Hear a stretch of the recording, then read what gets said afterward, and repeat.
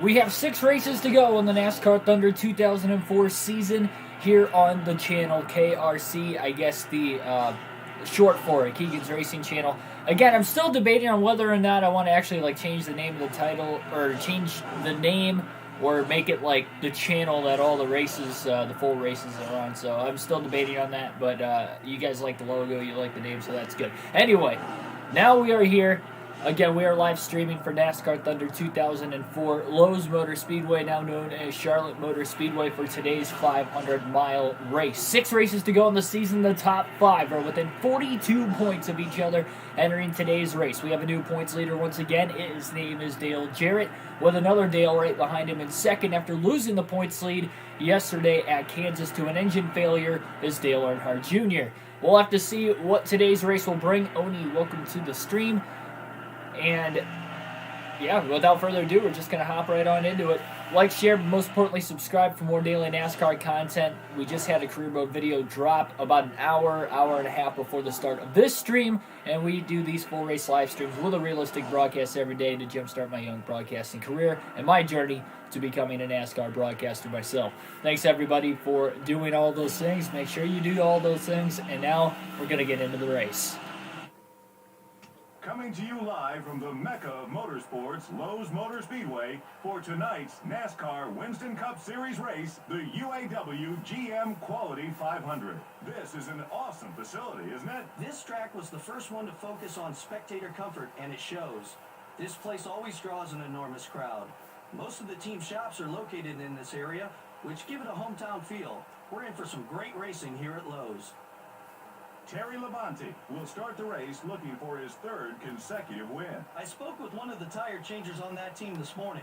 He was standing in victory 3rd? when I saw him, and he assured me they We didn't win at Talladega. We'll soon see if that's the case. But with the We finished 5th at Dega, and then we won yesterday. I don't know why he's talking about 3rd straight Mike win. Skinner looks to turn his luck around in this race. Oh, he definitely wants to turn things around starting now. His whole crew seems determined to pull out of this slump. I wouldn't be surprised if they pull off at least a top 15. Jeremy Mayfield experienced an up-and-down year in 2000. He had 12 top 10s and 4 poles, but also had 11 DNFs. He was either running up front with the leaders or taking an early exit. Those wins are great, but each DNF is exactly the opposite and can take a driver out of the points race real quick.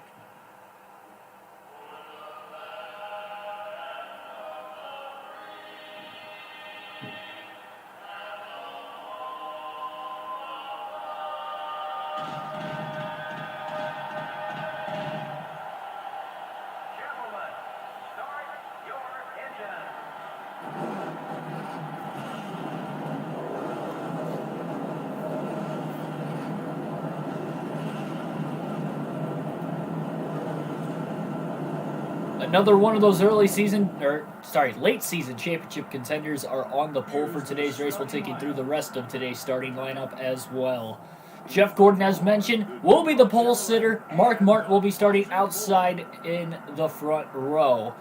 And row number 2, it'll be Rusty Wallace and Terry Labonte. Labonte coming off back-to-back top 5s and a win yesterday at Kansas. Rusty Wallace won at Talladega 2 races ago. The 2 Dales that we just mentioned starting in row number 3. Dale Jr. second in points, only 13 behind Dale Jarrett, who will be starting 6th. On the outside, Jarrett again the Winston Cup points leader. Bobby Labonte, Ricky Rudd in row 4. Labonte comes in 42 points back, 5th in the standings for today's race. Ricky Craven and Kurt Busch will round out the top 5. Sorry, the first 5 rows. Michael Waltrip, Ward Burton will be in row 6. Matt Kenseth and Ryan Newman will be in row number 7. Elliott Sadler, Joe Nemechek in row number 8.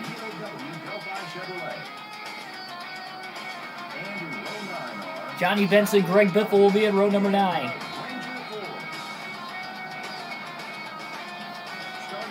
Jeff Burton, Mike Skinner in row 10. Jeff Burton's got back-to-back top 10s coming into today's race. Still in the top 10 in points. Can't count him out of the championship standings. Steve Park and Kenny Wallace in row 11.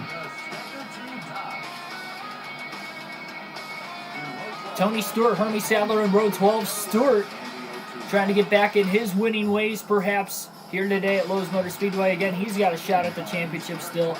Also in the top 10 in points. Casey Mears and Sterling Marlin, Chip Ganassi, Dodges are going to be in row 13. Jeremy Mayfield, Brett Bodine will be in row number 14.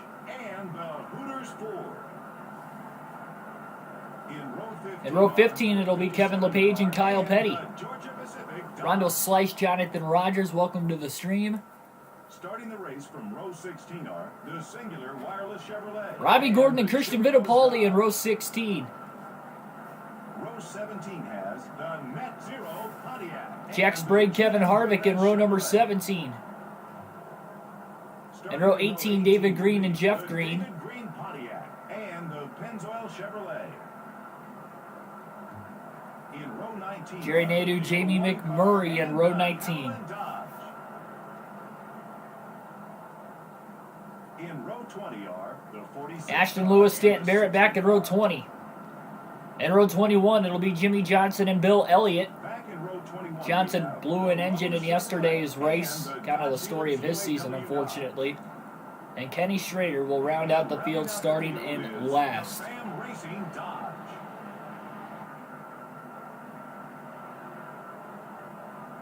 Why can't today's NASCAR games be like this? Yeah, hey, maybe next year, or this year, I guess, technically. It's already 2021, so yeah, maybe this year.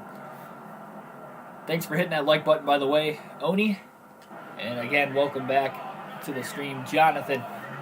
We're underway. Green flag is in the air, and Jeff Gordon will lead the field to the green and also down into turn 1. Dale Jr. was fastest in first practice, second fastest in happy hour. Terry Labonte had the fastest car in happy hour. And Gordon, as mentioned, qualified on the pole. Who will lead lap 1 and get those first 5 bonus points of the day. Final night race of the season and the second to last 500-mile race of the year. Yeah, something must have happened to Jimmy in qualifying. The fact that he qualified 41st. So we'll have to watch him try to come from the back of the field. He is very good at this racetrack, especially at this time period. Jeff Gordon leads lap 1. That's 5 bonus points. Very crucial. Mark Martin trying to get back around Rusty Wallace. Rusty got around him on the start. Martin also trying to block Terry Labonte in the process. Labonte got his first win on a 1.5 miles all season long at Kansas yesterday. It took him a large part of the year to get that win, but he dominated and led over 200 laps. Oh, Terry washes up the track just a little bit. And that's enough for Bobby Labonte to get underneath him. Oh, a little contact, though. Bobby did not clear Terry yet as they race hard into turn 3. And Terry's going to give up the spot and duck in line behind him before Waltrip can get underneath him, too.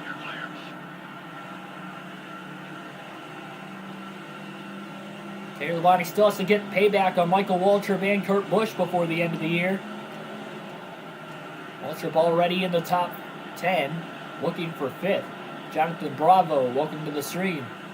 Sorry, Josephina Bravo. But I keep seeing that name. I keep thinking it's Jonathan, like, off the top of my head because I just kind of glance at it. I know it's you. Wait. Ray Howard? Yes, Ray Howard. Almost forgot there for a second. A lot going on in the early going of the race. Dale Jarrett. Here he comes, points leader, qualified 6th, lost a couple spots off the start, starting on the outside, back to the bottom, gets around Kenseth, and he's back to 6th place.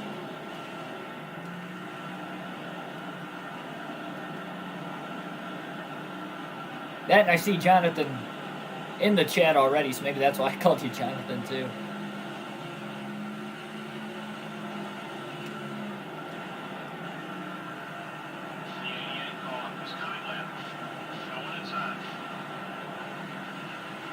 Dale Jarrett looks low. Labonte kind of crowds him. Oh, my goodness. Might have been a little unintentional. Labonte did get a little loose off turn 2, and once he made contact, he couldn't really get off of him. He'll turn himself down the back straightaway off the front bumper of Dale Jarrett. Bobby Labonte with a pass. He's up to 3rd. Mark Martin gets really loose, and Labonte skims by to the inside. The outside. Near the wall. Somehow Terry kept it off the wall. There was a little contact with Mark Martin, though. Martin got loose on his own, but the contact was as Labonte was trying to squeeze on by him. Mark was really out of shape there. Dale Jr. is going to get around him for 5th as well. And Bobby Labonte is charging through the field to the inside of Rusty Wallace for 2nd. Bobby wants those bonus points. Again, coming into this race 5th in the standings for himself, but only 42 off the lead. And with the points increments the way they are here, that is really, really close. The guy who has led the first 7 laps at the line, Jeff Gordon, still leads. And Labonte does clear Wallace into turn 3.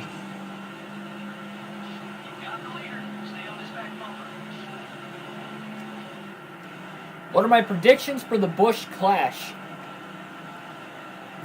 Can't really spoil it because that video is going to be out tomorrow. Yeah, I can't really spoil that one, sorry. I will have a very in-depth predictions video for both the season and then the Busch Clash. They should be both out by tomorrow. The Busch Clash one for sure. Therefore, the preseason predictions video will also be out by then. It might be out tonight, but with the Super Bowl going on, I'm not entirely sure, but they will both be out by the end of the day tomorrow. Yeah, we don't even know the starting lineup for it yet. That's really going to depend on, who I'm picking as well. 9 o'clock tomorrow night, I think, is when they're drawing the starting lineup for the Busch Clash. And that's a random draw. They should automatically just put Chase Elliott at the rear. There's 24 entries, and then just watch him claw through the field. That'd be kind of fun to watch. Because it's only 35 laps, so why not? Just throw him at the back, let him just tear his way through everybody.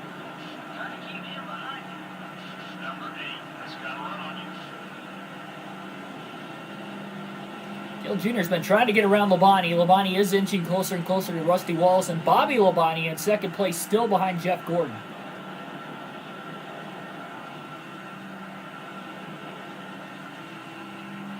Joey Logano fan. Yeah, one of my friends is a Joey Logano fan that I got into NASCAR over the last few years, and that was his driver. He picked him in 2018. Pretty much, I took him to the June Michigan race that year, and since then he's been a fan, and he picked Joey Logano as his favorite driver, and sure enough, by the end of the year, he ended up winning the title. Bobby Labonte gets loose.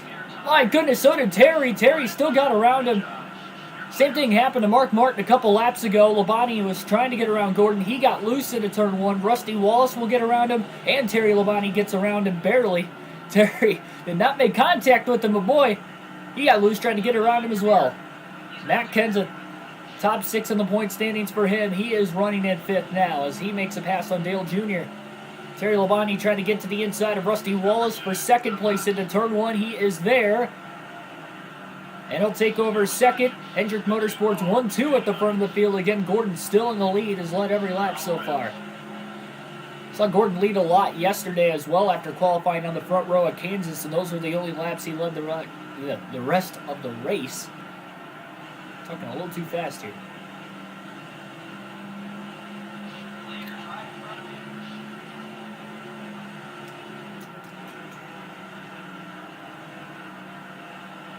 Kenseth looks low underneath Labonte and the 18 for 4th. They're side by side down the back straightaway now. Labonte's car is handling 10 times better than what it did in both the All-Star race and the Coke 600 earlier this year. He crashed out of the Coke 600 about 100 laps into the race. And he was eliminated in the All-Star race before the final segment. Got eliminated in that 2nd segment.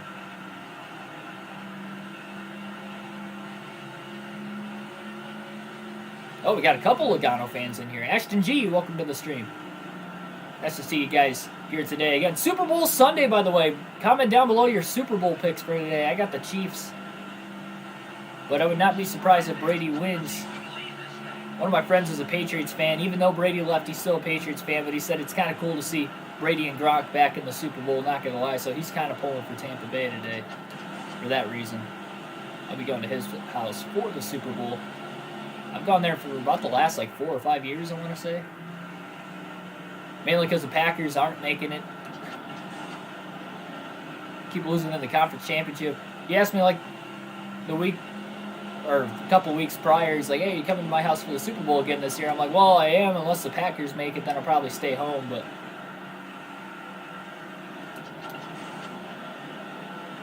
maybe that's the thing. Maybe he's just got to stop asking me until after we know who's going to be playing in the game, and then I'll give him a solid answer. Oh boy, Labonte really closed on Gordon. Gordon still leads the lap at the line. Labonte got just into the back of him, loosening up barely off of turn 4. Contact with the top 2. Gordon's in the wall. Oh, hard hit. Kenseth's involved as well. Caution's out. Gordon goes around. Labonte's hard in the wall as the Hendrick Chevrolets, the teammates, were battling for the lead. A hard hit for both drivers. And a big crash in the early going with championship implications on the line. Kenseth wins the race back to the caution flag. Look at the damage on the left side of Labonte's race car. Labonte tried to pass him and he got a little too tight. Gordon went around. Mark Martin drilled the back of Jeff Gordon once again. 3 of the top 9 in points, 2 of the top 5 involved in a big accident in the opening laps, and Labonte's going to hit pit road, repair his damage. I'm sure Gordon will follow, maybe a couple other drivers. Labonte was so close to taking the lead, he couldn't quite clear him.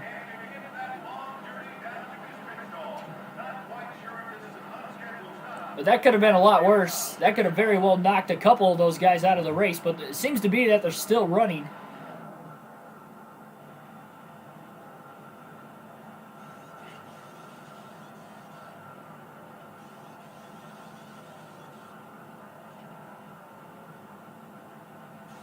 Yeah, also saving my 500 predictions. I'm saving my actual predictions video for the Daytona 500 until after the dual races and the practice sessions, just to make sure I know who's fast going in. So I take that into consideration, obviously. Well, Labonte was the only one to hit pit road, even though there were multiple drivers involved in the accident. And the green flag is going to be back in the air, our first caution of the day. We went caution-free at Kansas yesterday, and we have one on lap 19 here today at Lowe's Motor Speedway. But the green flag is back in the air, single file restart back through the field. Going to have to watch out, there might be some debris cautions coming up. I don't think there will be off of Terry Labonte's car. It's mostly fixed on Labonte's race car. His crew did a great job taking their time and repairing most of the damage. Joseph then, welcome to the stream. Just missed the first yellow. Huge crash battling for the lead between Jeff Gordon and Terry Labonte. Labonte got a little tight up the racetrack after he was already on the inside of Gordon. Both drivers in the wall. Mark Martin piled in further back behind on Gordon. Kenseth got a piece of it, but he was able to get to the lead and all that. And Labonte's going to have to try to come from the back of the pack now on this restart. Really needs to take his time, though. It's a 500-mile race. We're not that far into it. We've already had one caution where he was involved in. Luckily, they got most of the damage repaired. So hopefully it didn't knock a lot of speed out of it. He does have fresher tires with pitting right there as well, though. I probably shouldn't have pit for tires for that unfair advantage because I was involved in the accident. I didn't even think about that. But then again, we're all the way at the back of the pack, and it's hard to pass in this game. So I guess it's a lose-lose situation either way. But the tires do help, obviously. Usually I just repair the damage. I wasn't thinking about it there.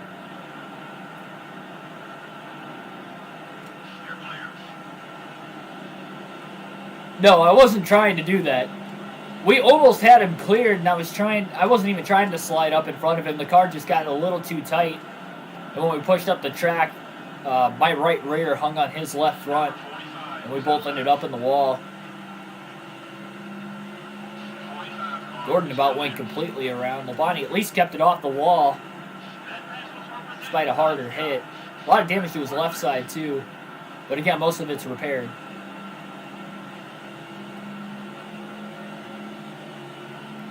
Long ways to go to try and drive his way through this pack, though. Kyle Button, welcome to the stream also. I do watch Tom Grossi, yes. I subscribed to his channel midway through the Packers, or through the NFL season last year. That's when I found out about him. Yeah, I'm a big fan of his.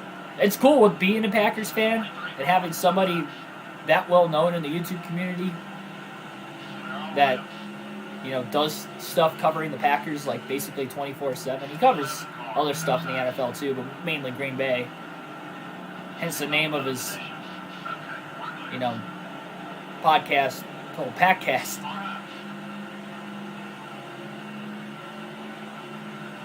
He's a really funny guy too. And he knows his stuff, so.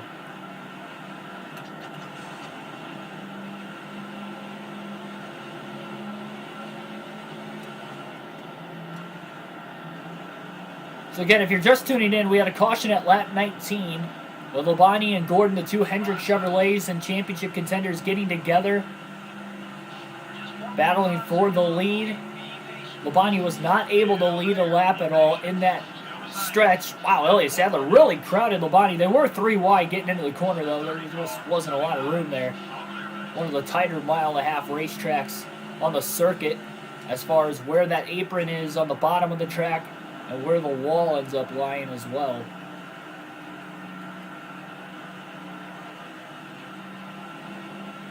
Terry Labonte's had absolutely terrible luck at Lowe's Motor Speedway this year. He's trying to turn that around with a good finish today.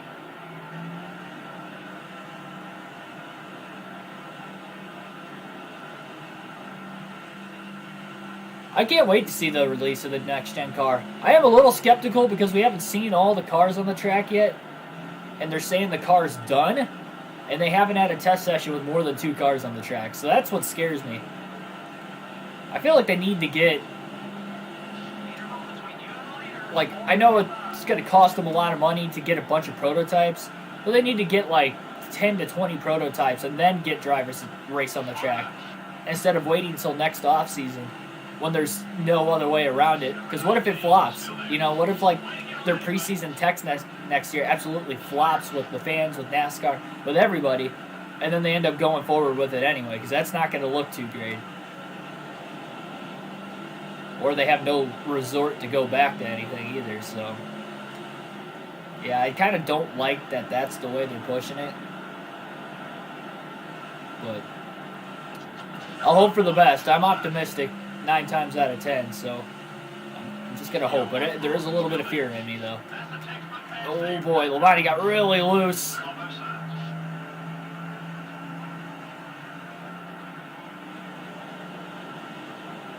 Still trying to catch his car, and finally works his way back on the track between the 2 Evernham Dodges of Elliott and Mayfield.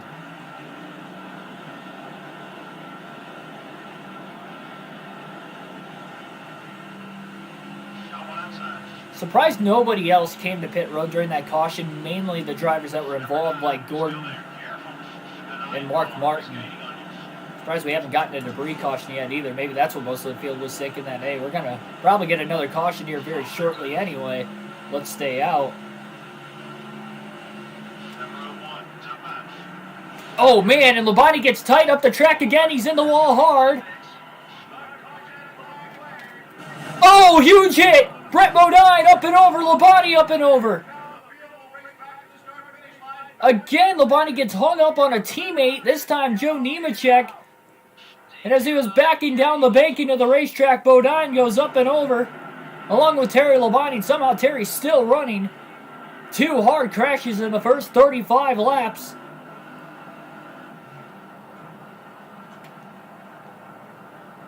My goodness.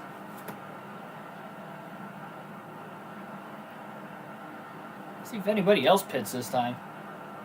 No, nobody else pitting. Labonte coming back down on the pit road again.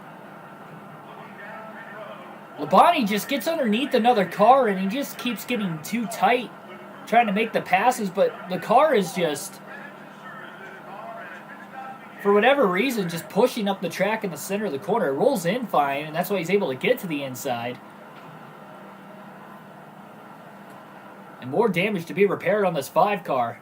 That time he probably knocked a little speed out of it because he kind of hit the wall head on. I don't know how he's even running still.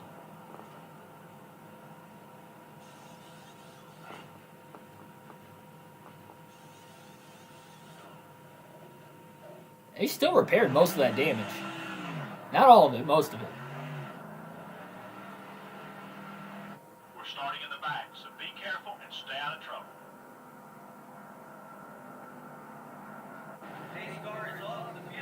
My goodness. Not trying to kill the teammates, no.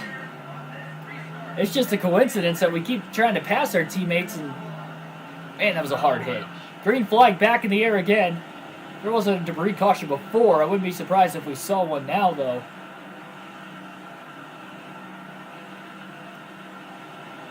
A couple violent crashes. That one more violent.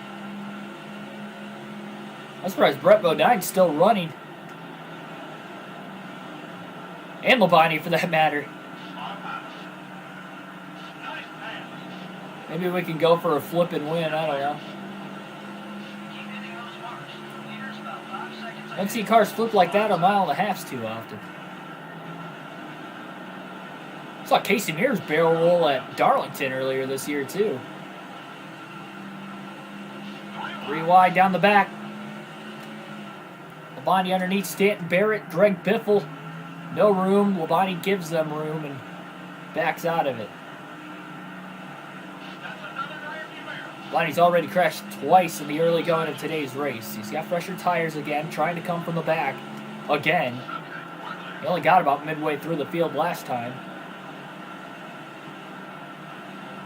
Yes, I will be watching the Super Bowl today. Got money on the Chiefs.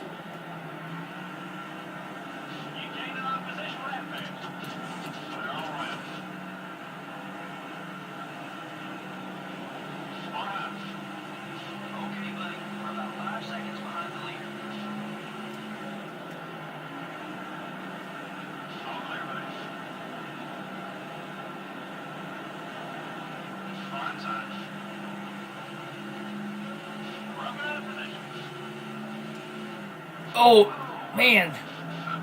Bonnie almost did it again. First 2 times he got tight when trying to make a pass and almost got hung up on somebody's left front. It was in turns 1 and 2. That time it was in 3 and 4. And with Kyle Petty instead of a teammate.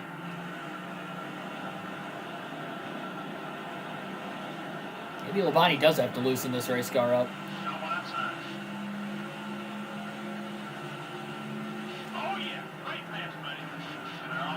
Still a long race, but at the same time, if he's going to want a shot to lead the most laps, he needs to get through this field as quickly as he can. It's already lap 44. He hasn't led a lap yet.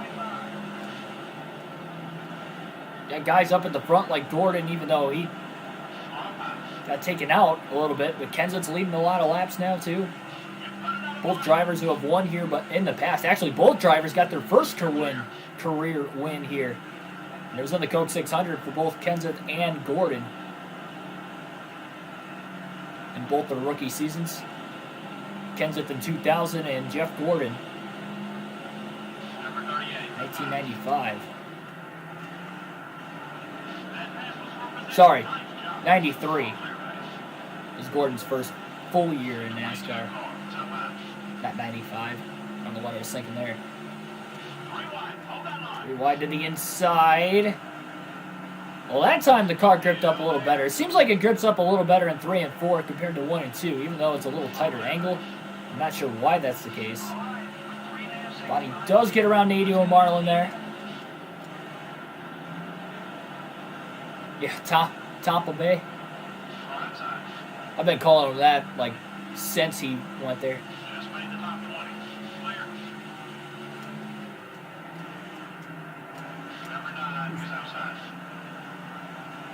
Bonnie is overdriving these corners slightly too when he's trying to make a pass. Oh my goodness. I took the front nose off of Bill Elliott's car now.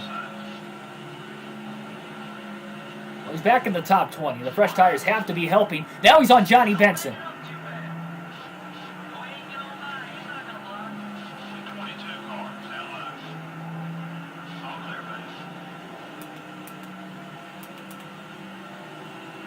How is this car not killed yet?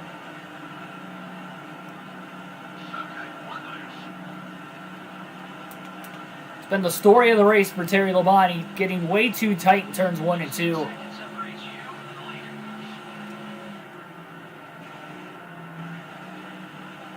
Just needs to take his time, reel it in, and wait for the next pit stop, and he's going to make an adjustment.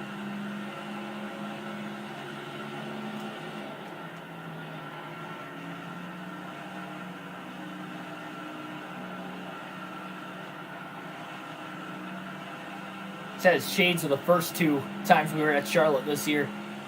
Again, one for the points race and one for the non-points race. He doesn't get a lot of room in the corners, though. The AI are really crowding him down. Like, this field is not giving him a lot of room. Mayfield kind of crowded him that time, too, and it's forcing him to have to drive it in deep, and he doesn't want to do that. It's almost like they're taking his line away. Doesn't matter whether they're faster or slower. Oh, man. Mayfield about pull a block on him there, too.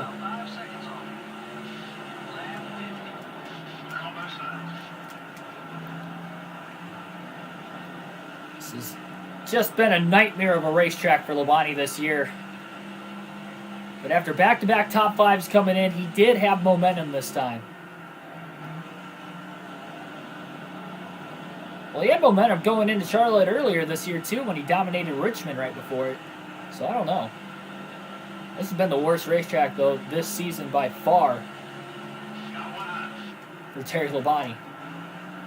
Unless he can end up with a good finish. He actually made a clean pass in turns 1 and 2 that time on Jerry Nadeau. No contact necessary that time.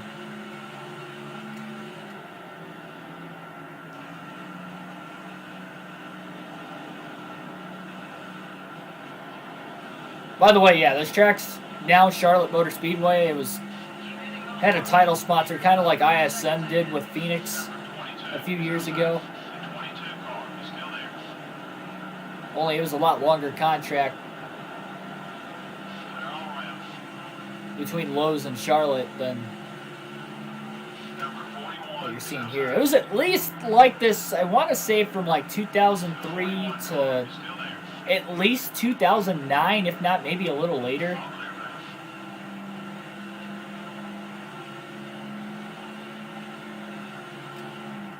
Yeah, it was Lowe's Motor Speedway for a while there.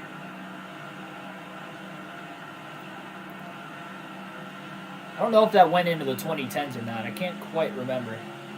I remember when the COTs were there at least in 08 and 09, I think. I think 09 at least. It was Lowe's Motor Speedway. Somebody made contact off turn 4. Saw some marks flying ahead of Terry Labonte. He just cannot reel this car in. It's amazing how bad the handling's been at this racetrack all season. The fact that you have 1,100 miles just within points races, and then including the All-Star race, doesn't make it any better. More miles are ran on this track in this configuration than any other track all season. And the fact it's Labonte's worst so far this year, that doesn't help. Making a couple passes there. Problem is, he's off pit strategy too, so he might have to pit with the rest of the field here. I'm not entirely sure what the strategy is going to look like. Maybe he can get his payback on either Michael Waltrip or Kurt Busch. Even everything out, and we'll have everybody pit then. Bobby Labonte entered really high into 1 and 2. Terry takes away the 14th position. Bobby's really slipping back. He was up to second early on, looked like he was going to lead a lap, if not more, and then he just started to fade pretty quickly once he got loose that one time. Rusty Wallace got around him. Blown engine on the inside of the track. That's Kyle Petty. He'll make his way to pit road. Labonte underneath Martin, who's really faded in the early going of today's race as well.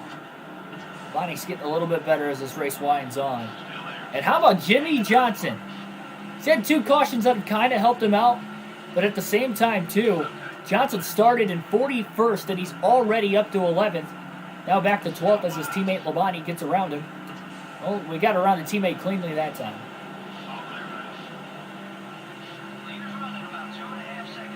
Labonte to the inside of Harvick now. Another Chevy driver.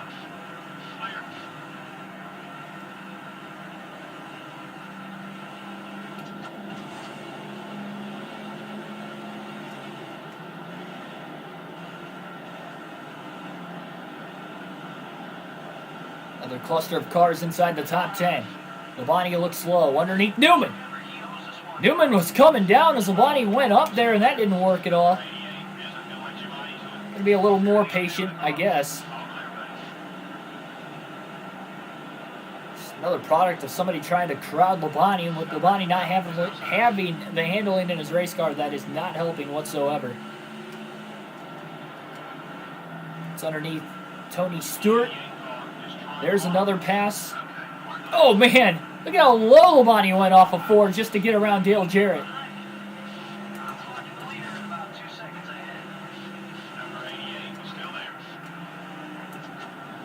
Well, good thing Jeff Gordon's not mad enough to take a swing at his teammate. After the accidental contact they had earlier, Kurt Busch looked a little out of shape off turn 2. Trying to block Jeff Gordon in the process. Maybe this is the point Labonte can get back at Kurt Busch. Labonte going low off of 4, kind of like he did on Dale Jarrett earlier. Well, this time it's to get around his teammate Gordon. He's going to be side by side with Gordon into turn 1. Hopefully he doesn't get tight up the racetrack again. No, he actually got loose that time. Got loose on the bottom of the track. Him and Gordon still side by side. Labonte clear into turn 3. Again, he's been able to get through the field because he's got about 40 lap fresher tires, so he's right back to about where he was running.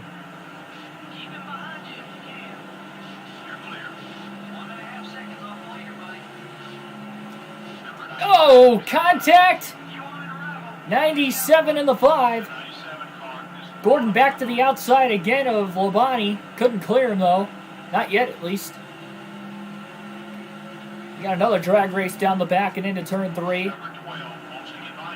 And Labonte gets back around Gordon. Big run off turn 4 on Kurt Busch. Looking high. Looking low. Kurt got a little loose there. Opens up the bottom. Door is shut again.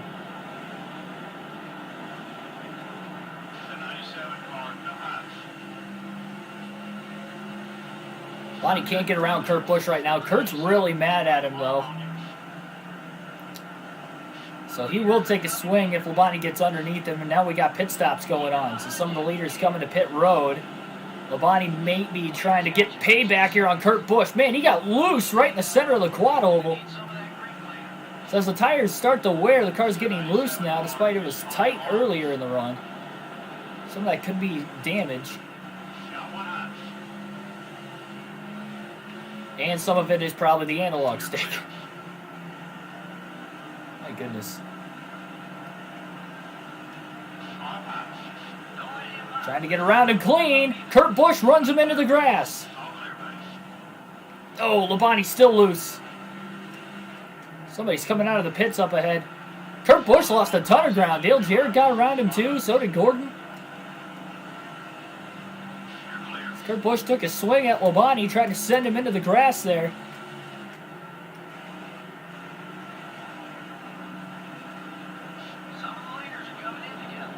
Labonte's going to stay out long enough to lead a lap, and then he'll come to pit road with everybody else to try and get back on the same strategy so he's not on old tires for a long time.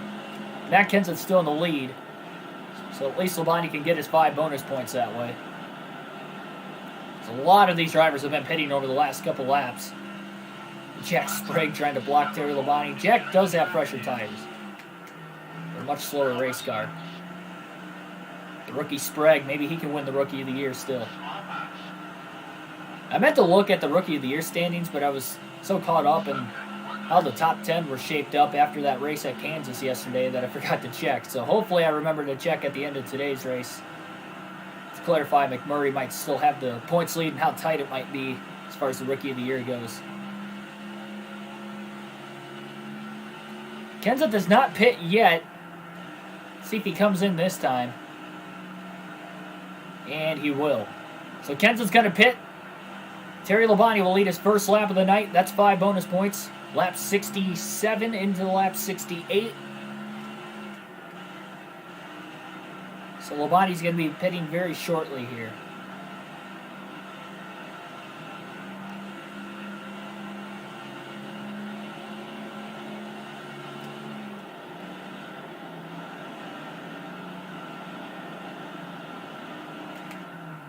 Coming into the pits this time. Locked the brakes up. Almost missed pit road. That was close. Bonnie's going to tighten the car up. Now, that might be bad on the short run, but it was getting really loose the longer the run went there. So 4 fresh tires, full tank of fuel, and a wedge adjustment under the stop for Labonte. More damage will be repaired from those first 2 cautions as well.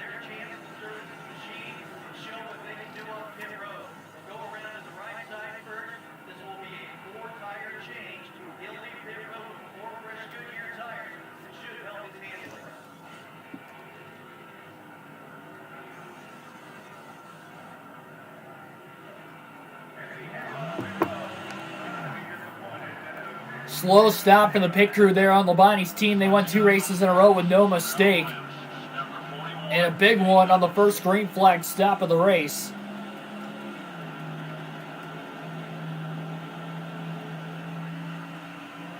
Racing to get up to speed now behind Mark Martin is Labonte. So he'll follow him into turn 3. Hopefully tightening the car up was the right move there for Terry. Mainly for the longer run. That's what he's kind of hoping for with it. At least he was able to lead 1 lap before he came to pit road. Just by staying out a little bit longer.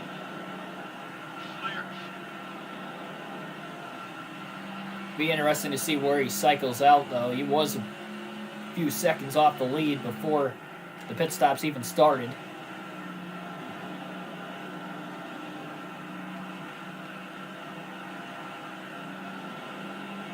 Already been a wild one today here at Lowe's Motor Speedway. 2 cautions in the first 35 laps. A couple of hard crashes. We saw 2 cars flip already of Brett Bodine and Terry Labonte at the rear of the field. Somehow Labonte doesn't have too much damage. Now he has repaired it under a few pit stops in the process. Jeff Gordon had quite a bit of damage. I'm sure he repaired whatever damage he had under that last caution. Mark Martin had a little bit of damage as well that was kind of sending him outside the top 10 there for a while as well. Now you see Mark running in 19th right now. And I believe everybody has hit pit road of the leaders. Pretty sure.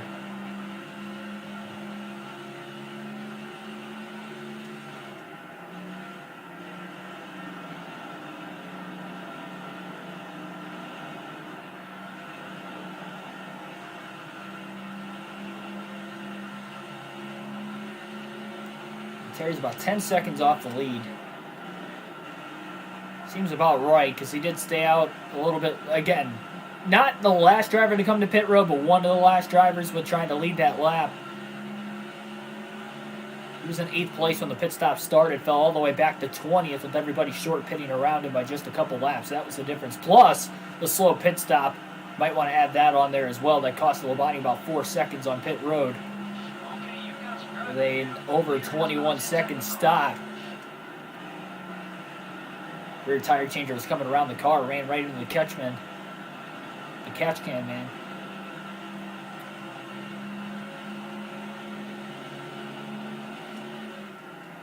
The 32 car is passing high.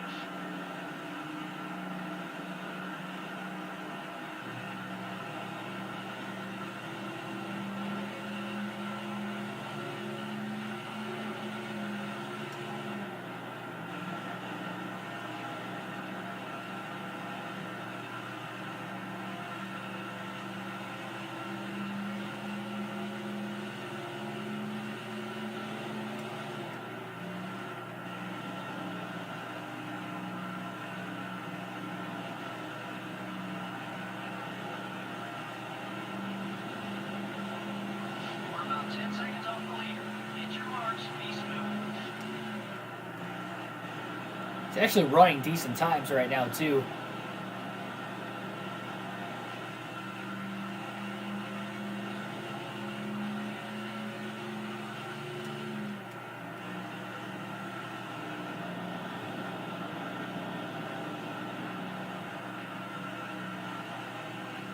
The 41 car, no pass. Still beside you. Pass for position. Labonte gets around Casey Mears. 41 is coming high. And the 41, good run for the rookie early on. At least he's inside the top 20. Trying to get himself back in the Rookie of the Year race. He's had a couple standout performances this year, specifically on the super speedways, but other racetracks as well. Ran halfway decent on the road courses.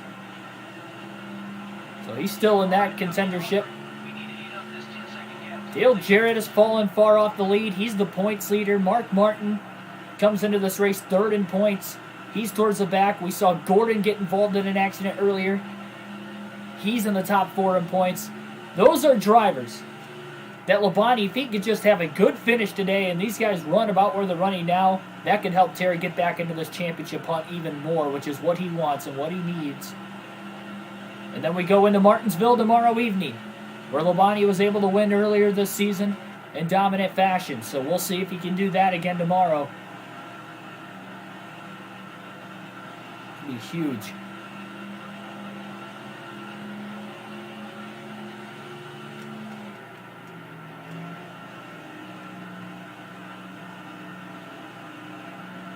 Martin just passed Dale Jarrett. We've got some work left. The leader has about a 9-second lead on us.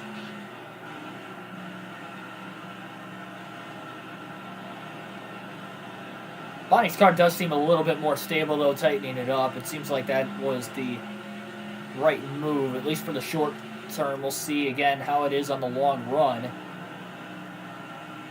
If we actually get a longer run this time.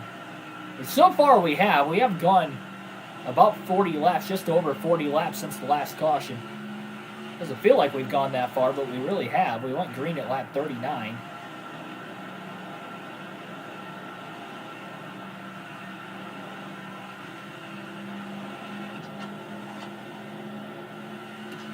$11 people have hit that like button already, so thanks for everybody doing that. Logan Miller, welcome to the stream. Craven's kind of made these passes along with Mark Martin and Terry Labonte. Martin's flying past a lot of these guys at a more rapid rate, it seems like, though. Because he's kind of pulling away from Terry Labonte in the process.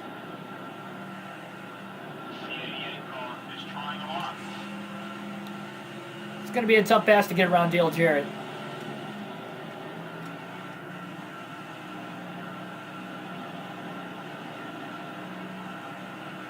Martin's caught up in some pretty heavy lap traffic himself right now. Ooh, Jarrett got a little loose. Opened up the bottom for Labonte into turn 1, just for Jarrett to shut the door on the middle of the corner. Labonte looks low on the exit, way down low to try and get underneath Jarrett. That didn't work either. Well, maybe it might. Oh, wow, Labonte got really out of shape into turn 3. Allows the 32 of Ricky Craven to get under him now. Craven not giving him a lot of room. Forcing him up the track. Labonte trying to cross over on Craven back to the inside off turn 2. Trapping him behind Ricky Rudd in the 21. Labonte trying to get a run on the back of Dale Jarrett down the backstretch. Hard into the corner went Labonte. Gets around Craven and Rudd for 17th. Still behind Dale Jarrett as well. Ricky Rudd's really not had some great runs in the last couple races as well, altering his chances at the championship as of late. Seemed like just a handful of races ago he was running 7th in points. But he's really fallen back now, outside the top 10 his last couple performances. And another run outside the top 15, at least in the first 100 laps of today's race. Dale Jarrett continues to try and block Terry Labonte. Labonte finally gets underneath him now into turn 1. And Labonte's going to clear him off of turn 2 for 15. So Terry trying to come through the field. He only led that one lap on pit strategy. And that's been it so far. We'll take a couple race breaks throughout the course of the race today. We'll wait a little bit, maybe for another pit stop before we get our first one out of the way, just to see where the championship runners are running throughout the course of the race, how many laps they've led, and keep an eye on the battle for those bonus points as well.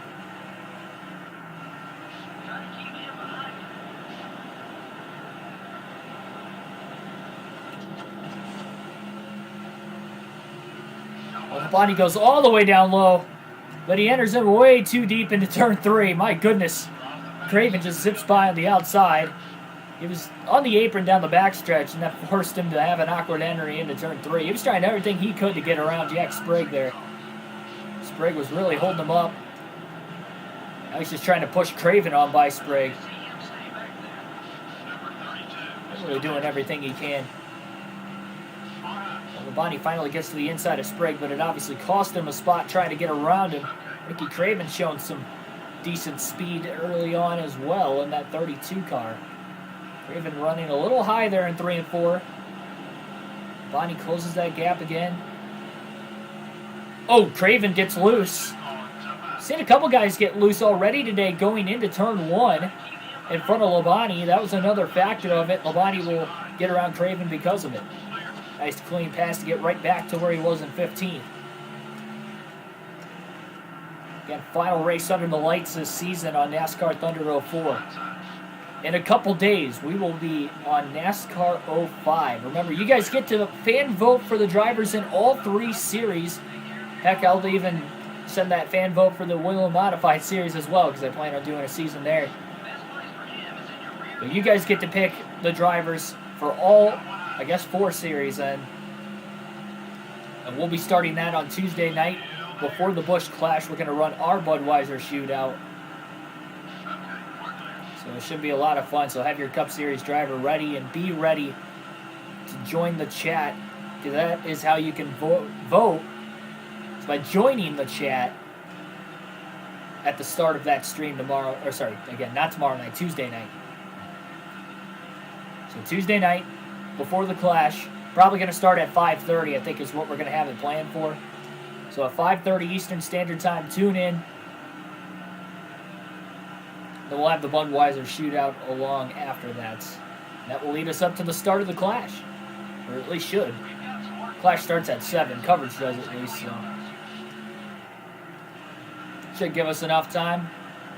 Get that race in before the Clash starts. But we have to... Don't waste time getting there, because again, it's at the beginning of the stream when the vote happens. So don't miss your chance to vote. Otherwise, you'll have to wait for probably the next NASCAR game before we do something like that again. That'll be the next game. We won't be done with 05 playthrough before the next NASCAR game comes out, I guarantee you. I mean, we've been doing this playthrough for... I mean, it's been... Well, we started it in August. We're just finally getting down to the wire of it in mid-February. And we're doing more series with 05 too, so definitely going to be doing that for most of 2021, along with when the new NASCAR game comes out and other stuff on the channel. You know, the predictions, post-race analysis, stuff like that. So other stuff I have planned. Vlogs. It's going to be a big year for the channel. I have high hopes. So hopefully you guys are enjoying. And again, obviously that quest to become a NASCAR broadcaster will continue. So help me out with that one by subscribing, liking the videos. You guys know the drill. You guys have done a really good job at that as of late. Greatly appreciate it. Especially liking the videos and the streams.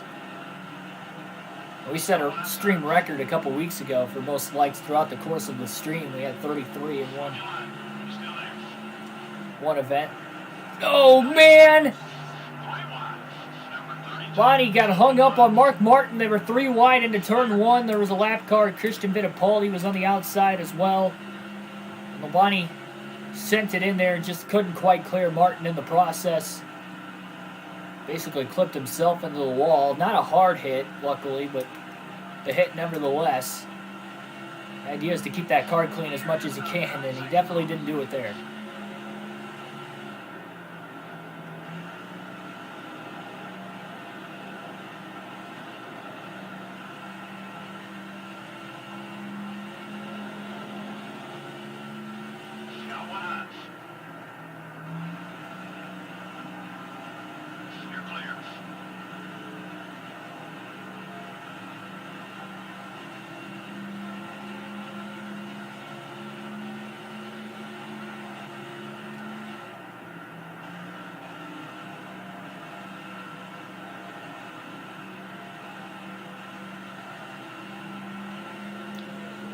Ricky Craven, another benefactor in that contact between Labonte and Martin as well, because Craven is not only on the back bumper of Martin now, but he got around Labonte again in the process, sending Terry back to 16th once more.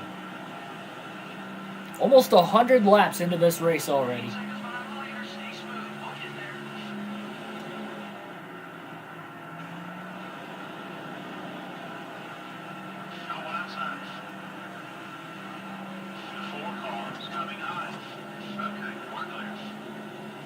Speed going into turn 3, 198 miles an hour that time. Craven to the inside for position on Martin for 14th.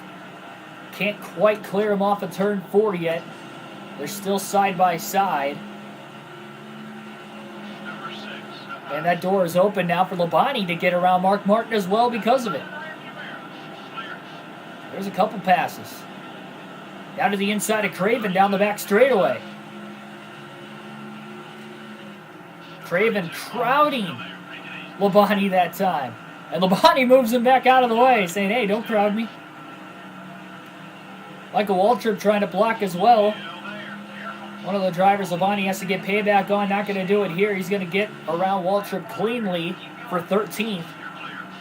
Kurt Busch just up ahead. That's the other driver Labonte needs payback on. Kurt already tried to take a swing at him earlier before those green flag pit stops about 40 laps ago. Huge lap traffic up here, too. Everybody's really, really tightly bunched together. Labonte's coming in hot. But he's got a huge run to the inside of Bill Elliott. Down to the inside of Kurt Busch. Oh, Kurt takes a swing at him in the center of 1 and 2. Now they're 3 wide. Elliott tries to get to the outside. Kurt Busch costed himself a couple positions there, and more damage on Terry Labonte's right side of his race car. Seems to be all right, though. Trying to get around these guys. Oh, up the middle! What a move by Labonte. Here comes Kurt Busch trying to turn Terry off of turn number 4, and they're going to wreck back at the line. Up and over goes Sterling Marlin with a hard crash as Kurt Busch just wiped out the field as they were 3 wide across the line. Heavy, heavy contact, heavy damage. What was Kurt Busch thinking there?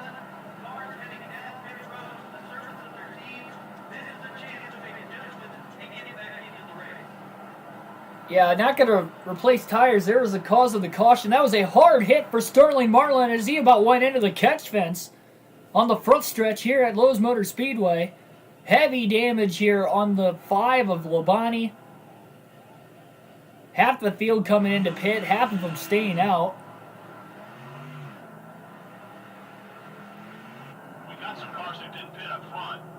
What was Kurt Busch thinking there? He just kind of poked his nose in at the last second. And that is the 3rd crash that Labonte has been a part of today.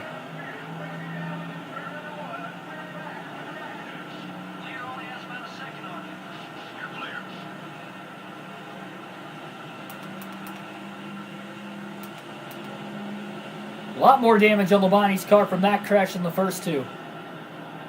We've had 3 cautions in just over 100 laps, and you can tell Labonte wanted payback on Kurt Busch before. He wants it now.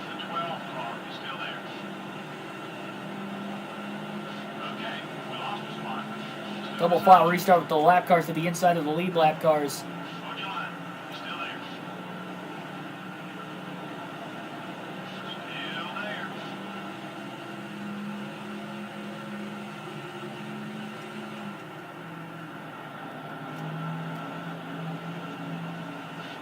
Bonnie trying to follow the bottom. Just got to the inside. The 1. Jeff Green trying to crowd him a little bit, maybe side drafting him back. Oh, a little tight. Went Labonte.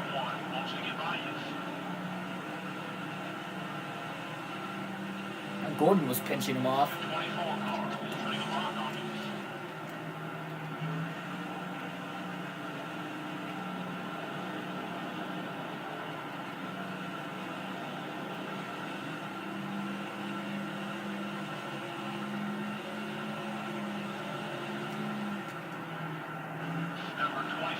Labonte's car is on the loose side now.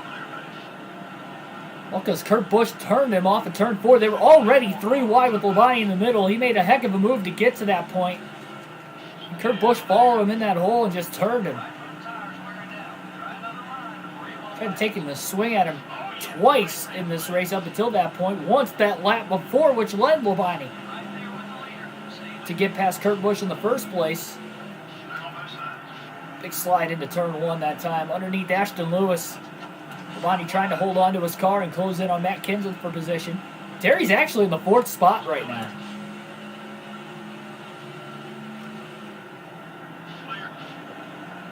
Labonte finally gets around Ashton Lewis. A little high entry into the corner, but that's all right. Still racing hard. And looking low underneath Matt Kenseth for a spot there into turn 1, and he's got him. As he closes in on Kurt Busch. A couple Roush cars right here. Maybe backing Kurt up a little bit. Bonnie gets to the inside of the lap car. Biffle now. Back in this corner up in turn 3. Should be able to clear Biffle off the exit of 4. And boy, does Bonnie want back at Kurt Busch. Badly.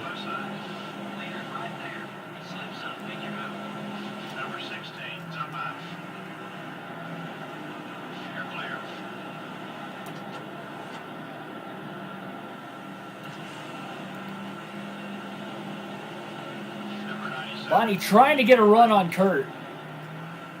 The tires a little bit into turn 3. Really looking to pay him back. Johnny Benson coming up hard from behind as well. Not going to make it any easier. Labonte to try and get to that right rear corner panel of Kurt Busch's car. Now he does get outside of Kurt Busch. To the inside, and he turns Kurt. And hard in the wall goes Labonte. Kurt Busch goes around as well. Oh, more cars are crashing into turn 3. More cars involved.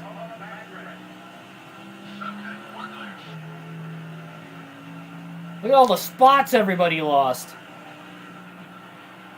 Bonnie kind of took himself out in the process, but he finally got back at Kurt Busch, and we have our 4th caution of the night.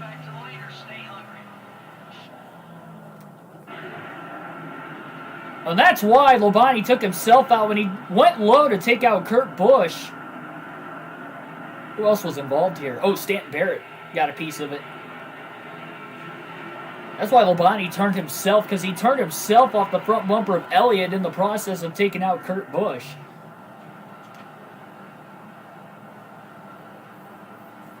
We have another caution.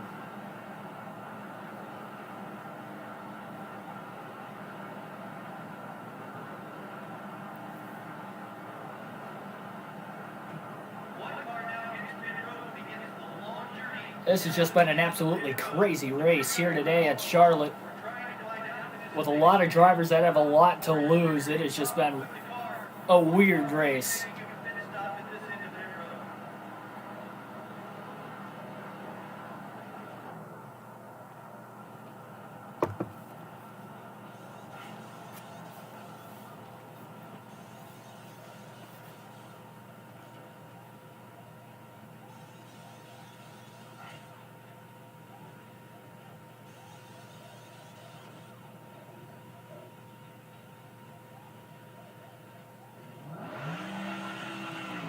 Look at that damage on the 5 car from today's race. We're starting in the back, so be careful and stay out of trouble. 31 drivers on the lead lap. That's where Terry Labonte's going to line up on the restart. Nobody else pitted under that caution. Green flag back in the air once again. Lap 117. 4 cautions already today at Charlotte. Leaders out front by 3.5 seconds.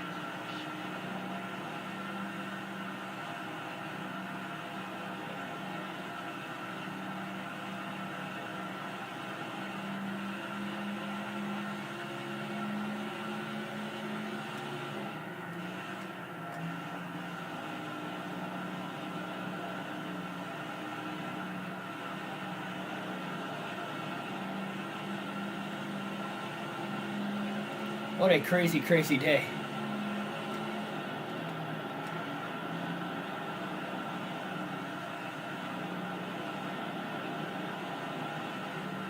Number 4, jump out. Hold your line. You're still there. Make it easy. We're up in another position. And this car's just absolutely absorbed contact Number 97. with a bunch of crashes already. 43 cars coming high. All right, we're 3.5 seconds behind the leader. Let's get that lead now. Wow, Bonnie got tight. Car was wiggling a little bit down the front stretch leading into turn 1, and Still beside then he got tight into Christian Fittipaldi. Still there. Careful. Sends it in to get back around Christian in turns 3 and 4. 4 position. Busch trying to block. Labonte's going to have to try and get around Kurt Busch cleanly because Kurt lined up in front of him on the restart. His car to the inside of Kurt right now. That might be the opportunity. Kurt left the bottom open there. You'd have to imagine he's going to take a swing. Oh my goodness, boy did he ever. And Labonte tries to avoid him. It actually does get around him in the process into turn 3.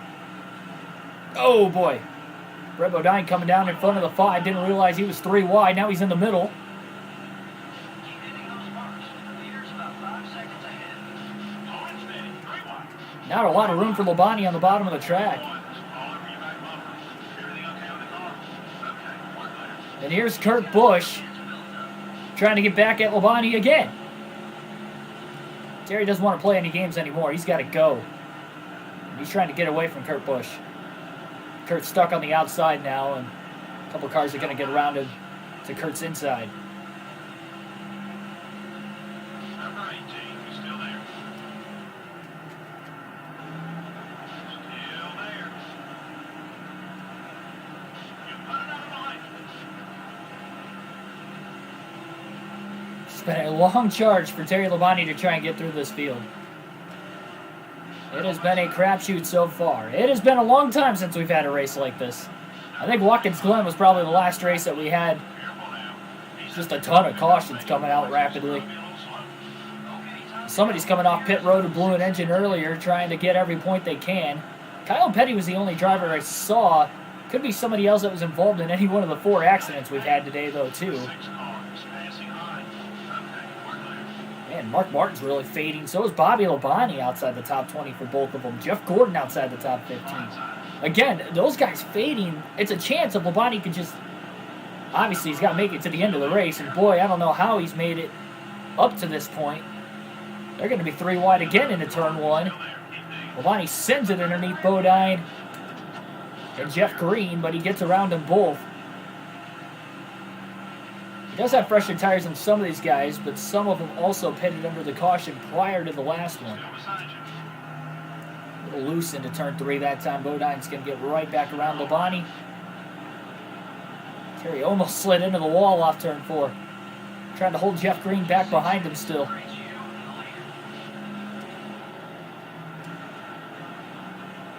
Gordon stuck on the outside. He's still losing spots. Gordon's about to fall outside the top 20. Still got some racing to do. I'd like to see him stay. After leading Number 11 is coming up. some laps at the start of the race from the pole, Dale Jr.'s just up ahead. Kenseth's here. A lot of top drivers running for the championship are outside the top 15. You know, 1 car. He's still The there. opportunity Terry Labonte needs. I did not think that this was going to be one of those wild card races to the end of the year, but it has really turned into it. Labonte's still loose. He's likely going to be fighting an ill-handling car the rest of the day with the damage. Pretty much ever since that first caution came out, his car has not handled the greatest. Keep racing him clean. He's starting to gain his respect. Come on, buddy. We're 6 seconds back. If not the first one, definitely the second one. Gained another spot. Labonte clears Jr. into turn 1. Jr. back to 17th. Jr. has finished 23rd or worse in each of the last 2. He finished 23rd at Dega and then blew an engine yesterday, midway at Kansas, and finished 42nd. That's why he lost that big points lead he had. And he is second in points, only 13 back into today's race, but having another rough performance. Got 1 out. Labonte gets around Ricky Craven for 15th. 32 cars. All over your back bumper. You're clear.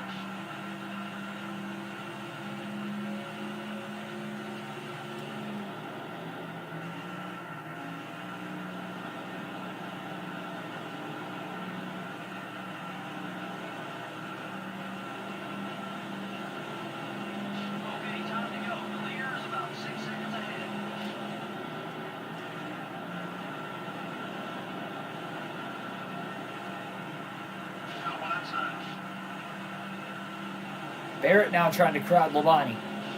Still there. Did for a slight moment. Still there. Labonte gets right back around him. Number 16 is outside. On your line. He's still there. The 16 car is gaining on you. All clear, buddy. All right. Bonnie loose. Barely clears Kevin LePage on corner entry. Now he's underneath the 0 of Sprague as well. All these guys he's been passing, though, are those lap cars. Those last 4 cars he passed at least. All a lap down. How about Brett Bodine after flipping in the race is running 16th? Hasn't ran that well all year either. Decided the win he lucked into at Vegas at the beginning of the season. That was one of the races we DNF'd in, and it randomized the finishing order.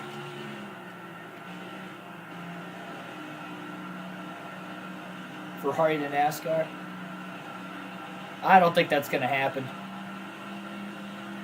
I honestly don't see any new manufacturers coming in right away when the next gen car comes out, but if NASCAR starts to grow more in popularity, I feel like you're going to see other manufacturers want to jump in on that.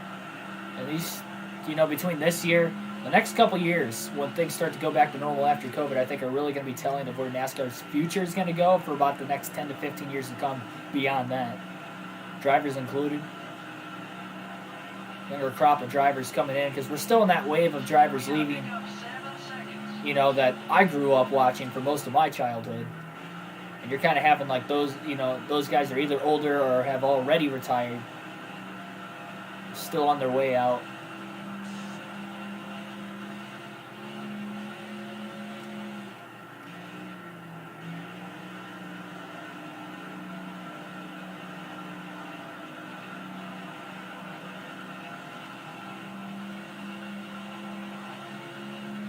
Jamie Mcmurray running 14th right now.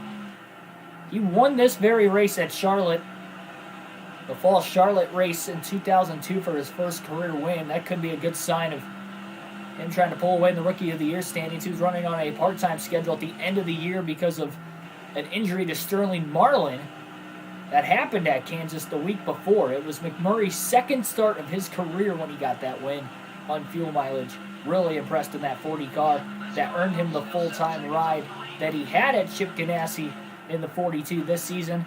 And the rest is history. He was at Chip Ganassi racing the rest of his career, his entire career, from that point on. Very loyal driver.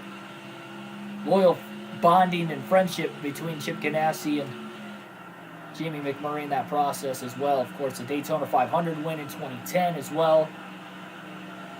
The Brickyard 400 win that same year, which was probably the highlight of the career, was that 2010 season for McMurray, but he had some wins up until... Or, sorry, no, he wasn't... My bad. He wasn't at Chip Ganassi his whole career. He was with Roush in the 26 car for a couple seasons, and he did win 2 races in that car. One at Daytona in the fall, in the summer, and then one at Talladega in the fall. My bad. That was some misformed communication. But I guess what I meant to say, after Roush, would have been the 2009 season, I believe, would have been his first year back with Ganassi. And he was running there the rest of his career.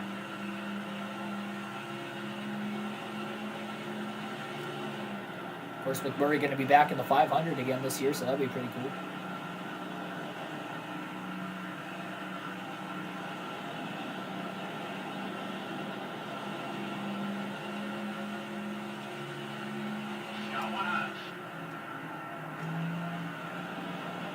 Probably competing for money. Knowing what Lewis Hamilton's been able to do. Obviously, if Mercedes keeps, as that top team in F1, I mean, there's no way he's going to leave. It's probably just a bargaining thing going on. I don't know too much about it, but I'm just guessing that that's probably why he hasn't re-signed with him yet. Probably trying to get the most money he can out of the contract, and obviously they don't want to let him go because of what he's done.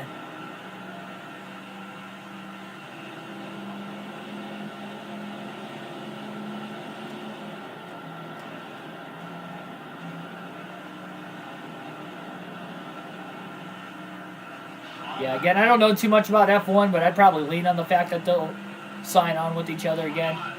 It just wouldn't make any sense for them not to do that. Still there.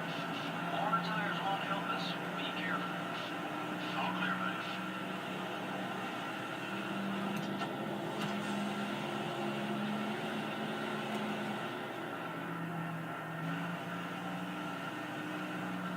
The 30 car is up high.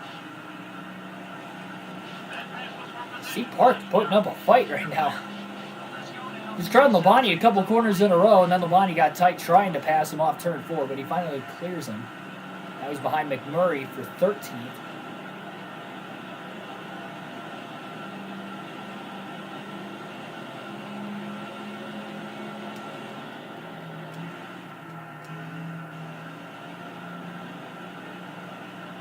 My favorite NASCAR driver is Ryan Blaney, yes. He's not the best, but he's my personal favorite. I'd say Penske as a whole, from top to bottom, is the best. Really seen Blaney turn it on the last couple seasons, at least with running towards the front more consistently. And he's only going to keep growing into his own as he gets closer and closer to his prime. And then you got Keselowski, former champ. You know, he's still winning 3 to 4 races a year the last few seasons. I think, 4 or 5 years in a row, he's won at least 3 races. Joey Logano won a championship 2 years ago, 3 years ago now in 2018. And he's still winning a couple races a year. So I think from top to bottom, their 3-car organization is the best. Matt DiBenedetto is an affiliated, Penske car. Obviously not the same equipment running for the Wood Brothers, but they get that Penske backing, and he even made the playoffs last year on points. So that goes to show, they're really, they know what they're doing.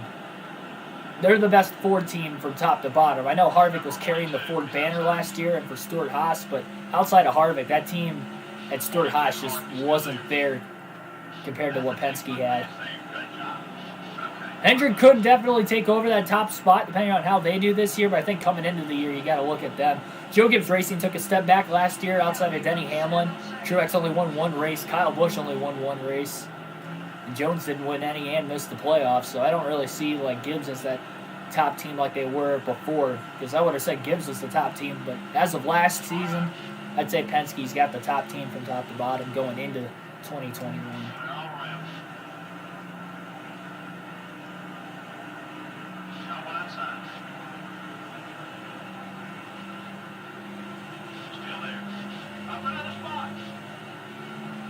Yeah, they both made it to the championship 4 last year. And although Blaney was an early exit, he still finished 9th in the points despite being eliminated in the round of 16. So even though Blaney got eliminated those last 7 races of the year, he ran really, really well. Got a stage win in there, I believe, at the Roval, too. That was the race he should have won. But he spun out on his own, hit a west spot with 30 laps to go, and spun out while he was leading.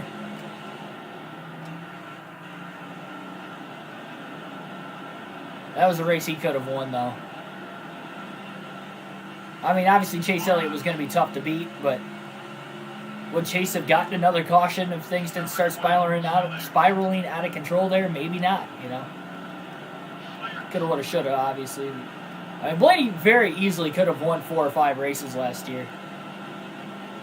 He was that close to winning 4 or 5 races last year, especially at the early going of the season. And then he had a couple moments throughout the course of the year where he had a good chance to win, like Kentucky. That he was kind of fighting from behind, so I wouldn't say he had a chance to win that. Texas was a race he should have won, but Quinn Houff tried to pit from the 3rd lane with less than 50 to go, and Blaney had already made his stop and had trapped him a lap down. And he still came back to finish in the top 10 from a lap down with less than 40 to go. And Austin Dillon went on to win because that pretty much just changed and altered the way that race ended. So, there is some debate there. Blaney could have won a few races. Yeah, he won 1 as it was, but he could have very easily won 4 or 5 races last year. That would have helped him in the playoffs. I guarantee he wouldn't have been eliminated in the round of 16 if he had those playoff points. That really came back to bite him, on top of him not having a good first round. He didn't have those playoff points to back up on because he didn't win many stages last year and only had one win.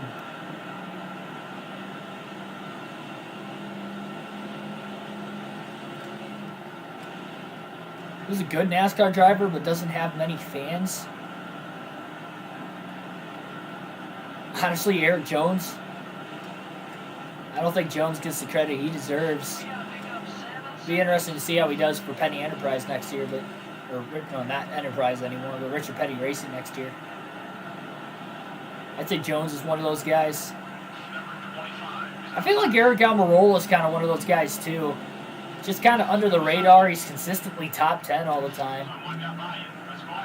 Like, even though last year he didn't run very well, he had that hot streak in the summer where he had, 6 top 5s in a row. It was career high there. He had a good season. I look for him to take a step back this year, but I think he's kind of one of those drivers too. Benedetto's growing more fans, so I wouldn't throw him in that category. Same thing for Bowman, it seems like. I guess Bowman could be on that list too. I'm not sure exactly how many fans he's got, if he's got a big following or not, but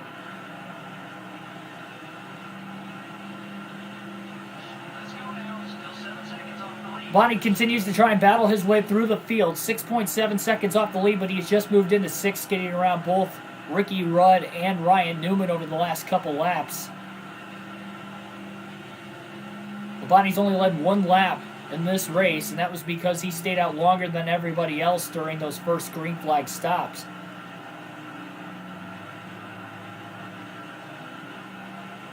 I feel like Hamlin's got a decent fan base, though. Like, the general public hates on him. It's kind of like Kyle Busch, where, the general public hates on Kyle Busch, but he still has a lot of fans.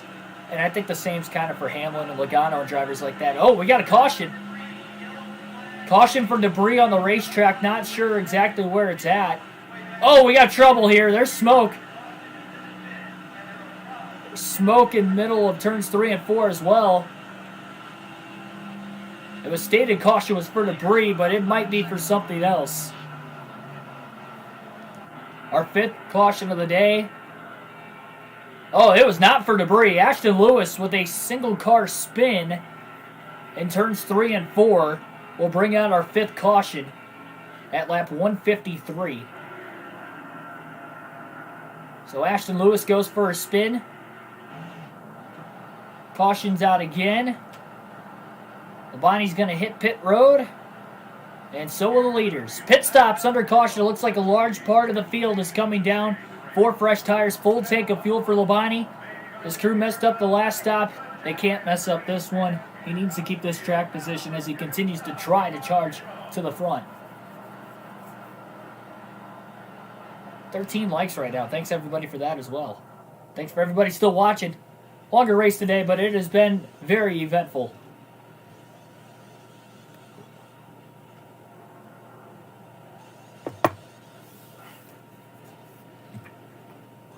See who's going to win the race off pit road here. No mistakes on that stop for Labonte and his team. They repair more damage. Pretty fast stop. It looks like he's going to lose at least a couple spots. Might have been some lap cars on there that beat him too. So Labonte will restart in 8th. So he did lose 2 spots on pit road to both Mayfield and Elliott. Green flag is going to wave lap cars to the inside of the lead lap cars. And I believe some drivers stayed out of the pits as well under that caution. So instead of Labonte restarting in 8th, he was 8th off pit road. We'll see. Green flag back in the air, though, after that 5th caution of the day.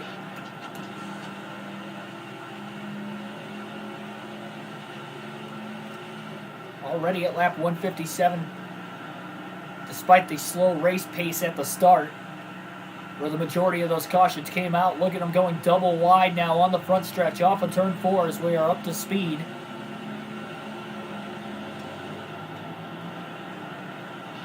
Ooh, to the outside goes Labonte. Newman went low, so Labonte went high. Newman's still there, though. A little loose on the outside. He's hanging it in there, though. Got to give him an A for effort. Oh, man, he got loose off 4. These guys checked up in front of him. And somehow he finds himself in front of Benson and back to the inside. Johnson with a charge on the top, passing a couple cars and now trying to get around his teammate as well. Johnson's day has really been a roller coaster also. Started 41st, worked his way to the front. Now he's back mid-pack again. Blaney really loose into the corner, 3 wide. Nowhere to go, trying to work himself back up onto the racing surface. Newman was there. They make a little bit of contact.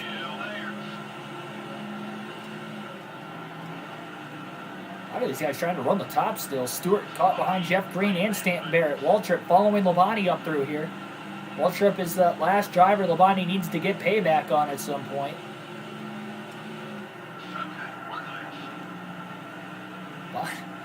Labonte gets past now, and they're 3 wide off turn 4 behind. While trying to get around a lap car of Stanton Barrett.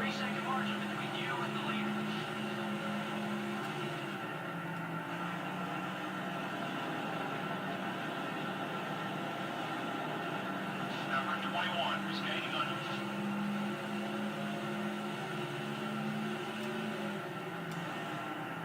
Front touch.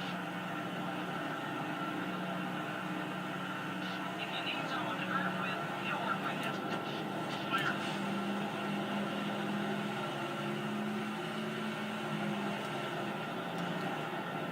Maybe we're still running in this race because we got the Cheez-It sponsor on the car once again, and we've won our last 5 races with this paint scheme and wearing this hat. So that could be the good luck and the reason why we're still in this thing, and you never know what could happen here by the end.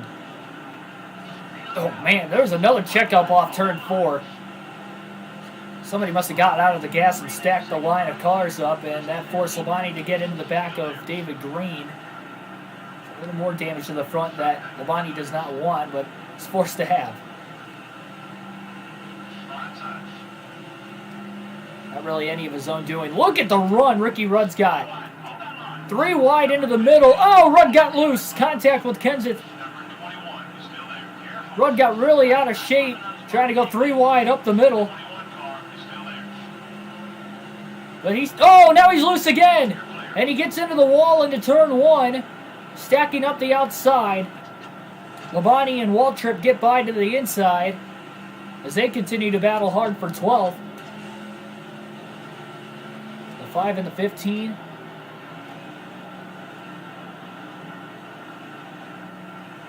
Still a couple lap cars in front of these guys. Greg Biffle, Jack Sprague, a couple of them. Stay patient. You're about 4 seconds behind the leader.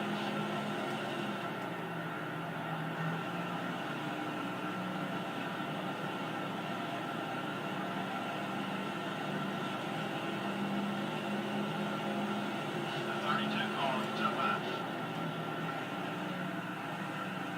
Still there. Labonte gets around Craven for position. Sprague actually was for position as well. I don't know how he got back on the lead lap. Maybe all these cautions have kind of helped him do that. So Labonte gets around him now. Back in the top 10. Biffle for position as well. He got back on the lead lap. All these yellows. Mayfield definitely for position as he tries to block Terry Labonte. The 15 car wants to get Labonte and Waltrip just trying to follow through the pack.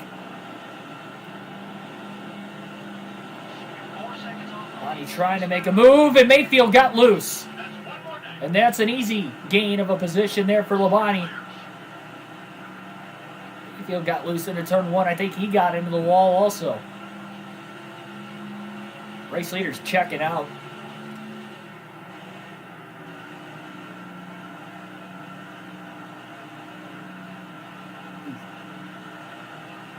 Going to alternate through the different camera angles for the first time in this race today.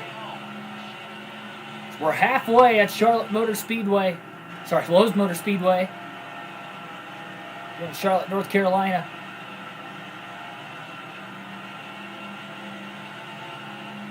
UAW GM Quality 500.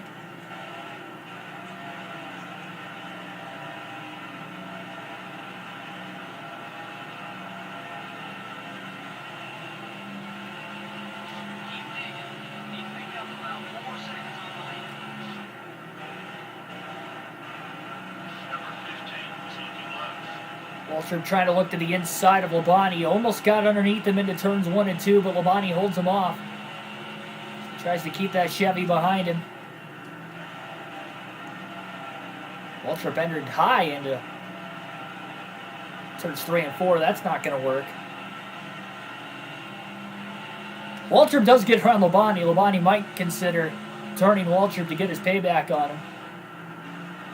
Because it's just been one of those races. They had a lot of caution so far. Especially compared to the last couple races where we only had 2 cautions at Talladega.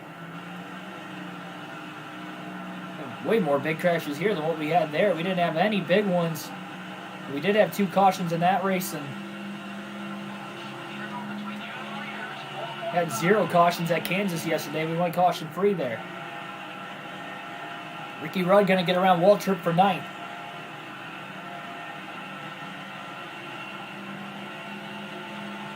That 21 car looks fast all of a sudden. He didn't look very fast at the start of the day, but he is definitely gaining ground. Went to the outside. That's not going to work. That's going to actually open the door up underneath him for Waltrip to maybe make another pass to get back around the 21 of Rudd. Driving that Wood Brothers Ford.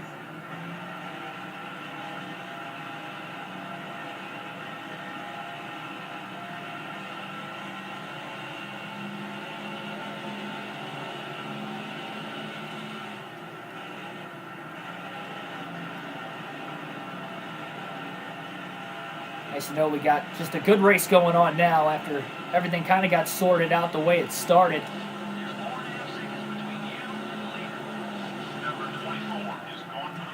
A big run there for Labonte. Elliott tried to block. Washed up the track. Elliott going to try the outside to get around Jeff Gordon.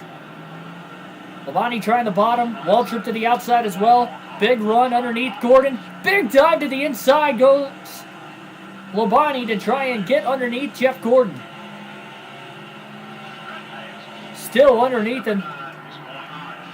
And loose. 3 wide now. Ricky Rudd trying the middle lane. Last time he did that, he got loose and made a little contact with Kenseth. What a move by Ricky Rudd. Up the middle, contact between Waltrip and Labonte into turn 3 as they're still 3 wide. But they make it through the corner.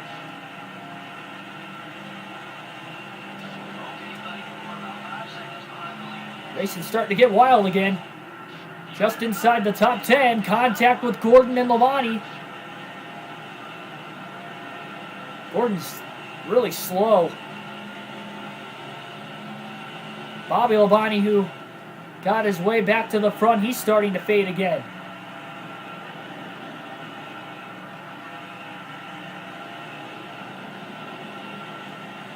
Trying to block his brother. Terry gets underneath him though into turn 1. No blocking that run. Back up to 6th. I think Ryan Newman deserves more respect. Newman had a really good start to his career, and then it was just so weird how things faded so quickly for him. How much his wins really died off, especially when he left Penske. He did win a few races here and there, and that's just kind of been what more people remember him for. That and winning all those pole awards early in the season. Early in his career. Almost 50 career poles. I think he's at 49, so I'm hoping he gets one more. Somewhere along the line, that'd be pretty cool. But I don't think that's going to happen. Unless it's on a super speedway. Just an impossible. Fords are usually fast there.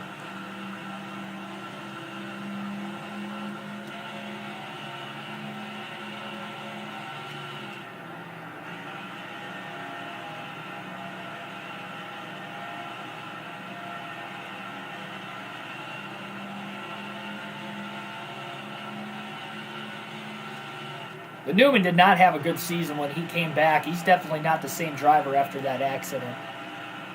We've seen with race car drivers, they get in a terrifying crash. And it's just so hard for them to actually bounce back and become that same driver, if not better, after a bad accident.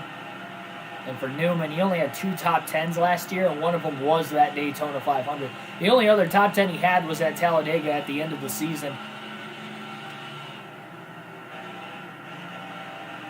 And that was a wreck fest that he was able to just avoid all the wrecks, which got him the top 10. But yeah, he's definitely not the same, unfortunately.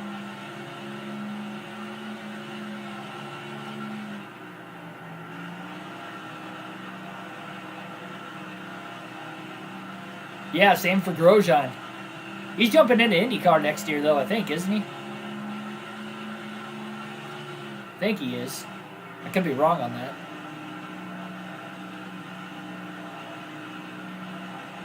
But we'll have to see how he bounces back, because it's just so tough. You see these drivers do that. I look at Sterling Marlin being a really, big component of that. Usually you see it if they're a little older.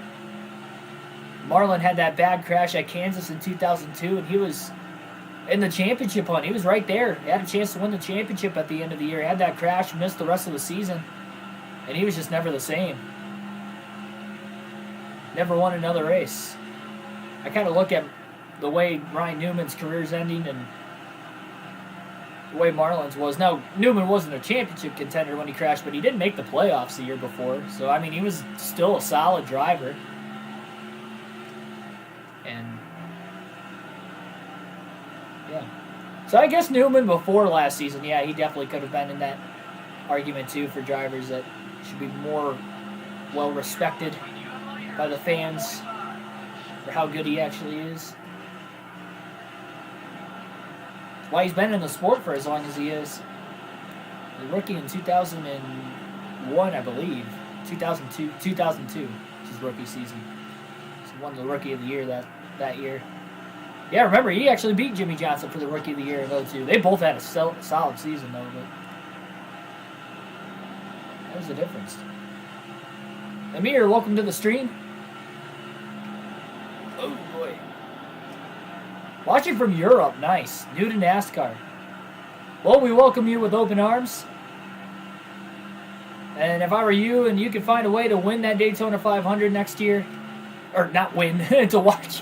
What was I saying there? If you can find a way to watch the Daytona 500 next week, that'd be the way to go. And thanks for liking the commentary. On the road to becoming a NASCAR broadcaster. That's why I started the YouTube channel. And oh, man, a little contact. Bonnie pushed up into Ricky Rudd again.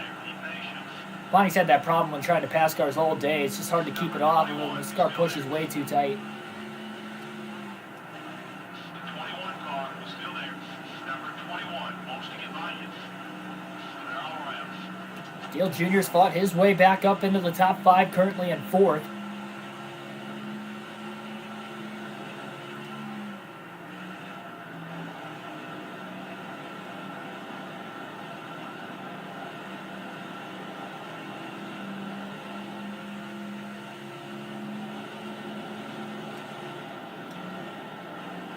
Thanks, Amir.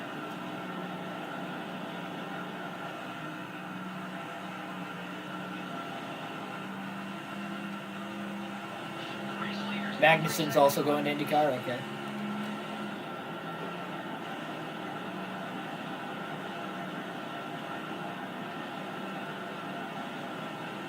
Plan on watching the entire 2021 season. Yeah, should be a lot of fun. A lot more variety in the schedule. I'm definitely hyped. I plan on going to more races next year than I think I've been. The most races I've been to in a single season, I went to 6 in 2019. And I plan on going to more this year. Rusty Wallace got really loose off turn 4. Dale Jr. trying to make a pass on him. Terry Labonte right behind as well. We got a 3-car battle going on for 3rd. Labonte tries the outside. Wallace got up to the outside as well, and that's going to allow Dale Jr. to make the pass for 3rd. Labonte got a good run off turn 2. He'll get to the inside of Rusty Wallace, and he'll pass Wallace now for 4th. Big run off turn 4, and Labonte trying to get around Jr. for 3rd. He got a little loose. Gave up the bottom. And Terry Labonte will make the pass for 3rd. Labonte's led 1 lap today, but it was on pit strategy. Just enough to get 5 bonus points in case he couldn't get back to the lead again.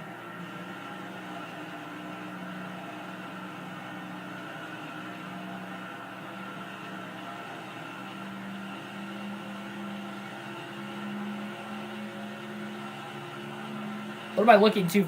Yeah, I'm looking forward to getting back to the racetrack because I miss it. I was supposed to go to Martinsville at the end of the year last year, but because they were only allowing 1,000 fans, and it was basically just friends and family of the drivers and the teams and stuff. That's how they were able to get the 1,000 tickets. So unfortunately, I couldn't go because otherwise I would have been to that race.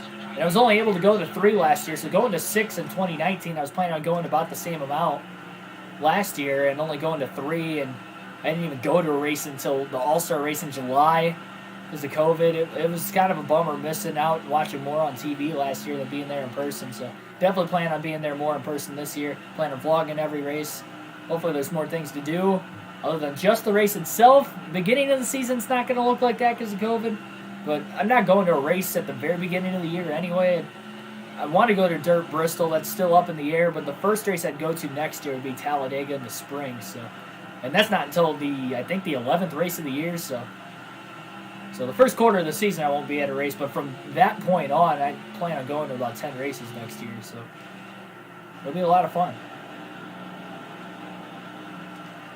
If F1 goes back to Indianapolis, I would highly consider going. But that'd be the only way you'd see me go to an F1 race. And that's only because I live 4 hours from Indy, so that'd be the only reason. I'd be like, well, it's so close, I guess I got to go. Because the last time they were there, I was way too young. But I don't watch F1 enough. But something like that, that's like a once-in-a-lifetime opportunity.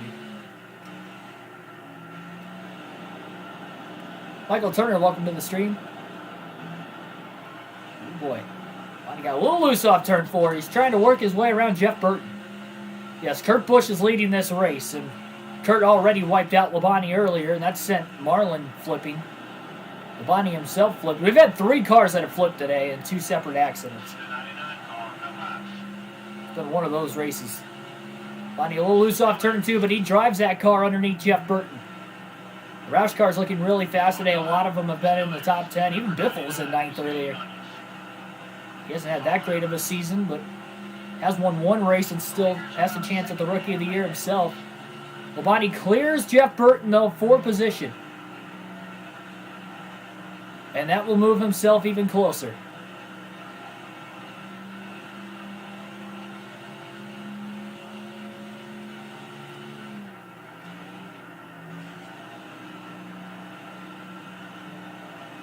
Yeah, the road course. Yeah, they would never race on the oval.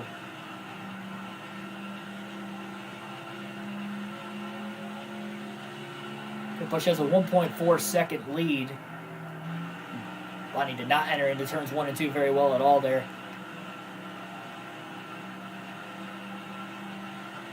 Like to see F1 Daytona road course. I don't think they would do that. Too high of banking, they'd reach too high of speeds. There was somebody mentioned about IndyCar, like, what would they do on a Daytona road course? And I kind of said the same thing. Like, NASCAR as itself, like, there's a reason they run restricted engine speeds and engine horsepower when they go to Daytona and Talladega. So IndyCar, even if it is on a road course configuration, it'd be way, way too fast.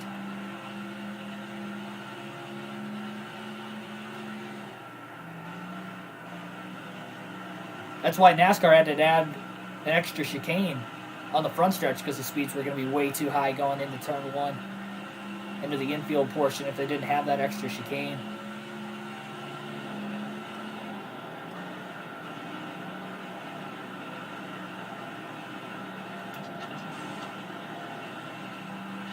Here's Ashton Lewis. He's still in the race. He had that single car spin that brought out that last caution about 30 to 40 laps ago.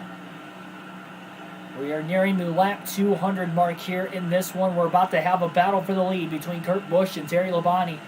There's still a lot of laps left that Labonte could lead a lot before the end of this race, and that's what he's hoping. He wants to get himself 10 bonus points if he can, but he's only led 1 lap so far. So he's going to try to make quick work of Kurt Busch. Problem is, Kurt Busch is a rival, and he'll be willing to try and take out Labonte because he already has today.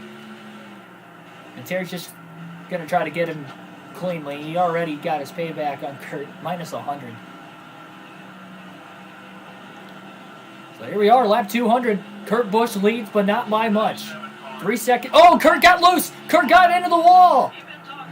And Labonte's going to take the lead. Kurt Busch gets loose into turn 1.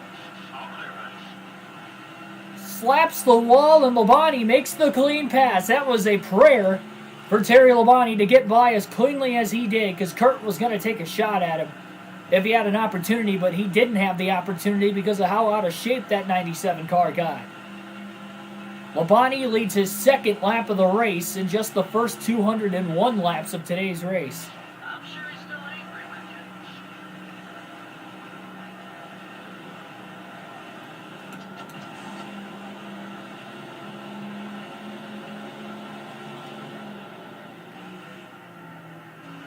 I guess that's kind of the nice thing with you watching F1 and F1 fans in general, because they're never on at the same time as NASCAR races. Excuse me. That's kind of the nice thing with F1, you know, being mostly European. And those Asian, you know, it not so much like in North America, I guess. Yeah, they have 3 races here a year, I guess, but for the most part, they're going to be at different times because of that. So even though they're racing on like a Saturday or a Sunday,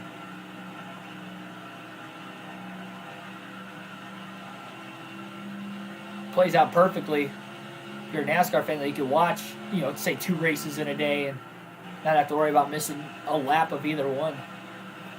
That's kind of the problem with IndyCar and NASCAR, is that they run on the same day a lot. I feel like IndyCar would get more viewers if their races were on Saturdays, because they'd only be competing with the Xfinity Series and not the Cup Series. And NASCAR is that flagship, you know, motorsport in the U.S., so more people are automatically going to watch that. The casual viewers, at least, are going to watch that versus IndyCar. I feel like that's just a way for them to get more. Run the Indy 500 on a Sunday still, you know, keep the tradition there. But that's the ratings poll, is the Indy 500.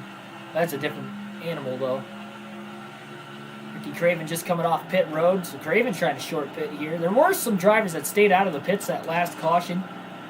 I believe there were 8 or 9 of the lead lap cars that stayed out, so that might be the drivers that are pitting now. Labonte just hit about a quarter of the way on his tank. Ricky Craven gets loose into turn 1, and there's contact with Terry Labonte and Ricky Craven. Heavy damage to the right side of Labonte's car now. Craven got loose into turn 1, so Labonte tried to make the pass on him, and then Labonte got tight in the center of the corner when Craven was still on his outside, and a hard impact to the outside wall for Texas Terry.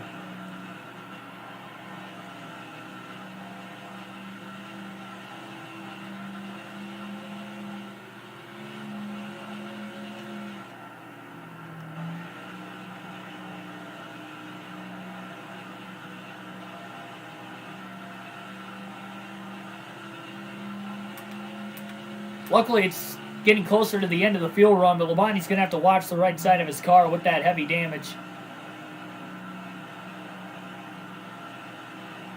I don't know how much more licks that side of the car can take.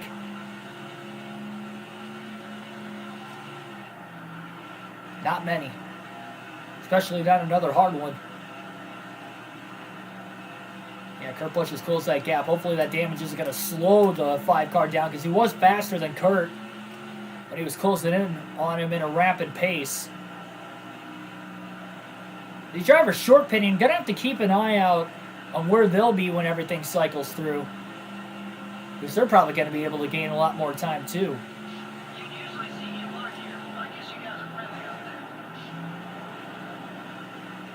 Number 4, top out. He's got other lap cars around him. Gets around Mike Skinner.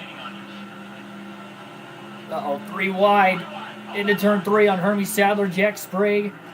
Labonte clears him on corner entry, luckily. And again, he does not want to make contact, but he's trying to stay out and lead these laps.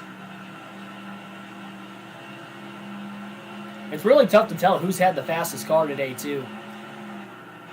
So many different drivers have led. The cautions that we've had, again, we've had 5 of them already. That it's kind of rotating the pit strategy and everything else. It's rotated who's had that track position, who hasn't throughout the course of this race. Loose off turn 4 for Labonte, but he gets underneath of Vin Pauly anyway. 2.8 second lead back to Kurt Busch. Ricky Rudd in third. Great run for him. Dale Jr.'s fallen outside the top 5.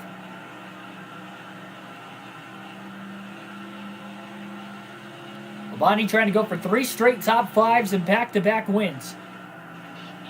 Just picked up his 10th win of the season yesterday in dominant fashion at Kansas, where he led over 200 laps. He hasn't had much success on the mile and a half this year. That was his only win on a mile and a half. So riding another one here at Charlotte today. Didn't expect for a lot of good luck.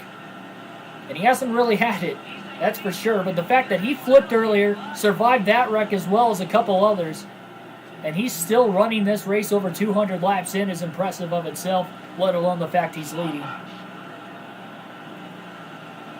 So get around Kenny Schrader working on Greg Biffle.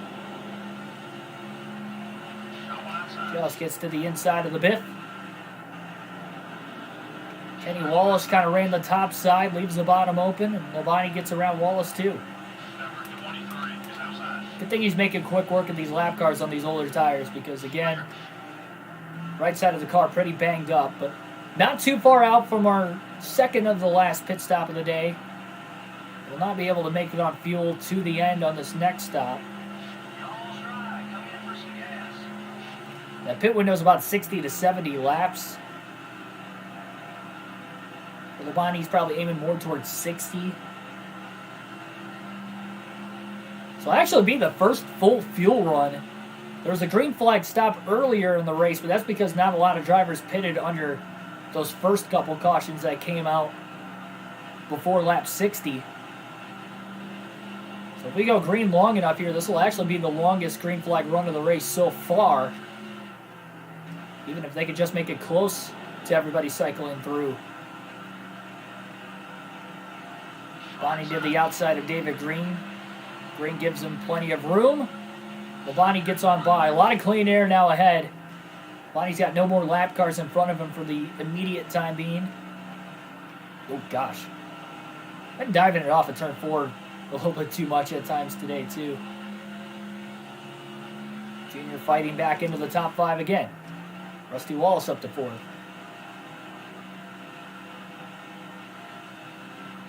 Boy, Dale Jarrett took the points lead away from Junior, but Junior's having a bounce-back performance mainly in the second half of the race because it wasn't looking good in the first half. I'm not sure if he's led a lap or not.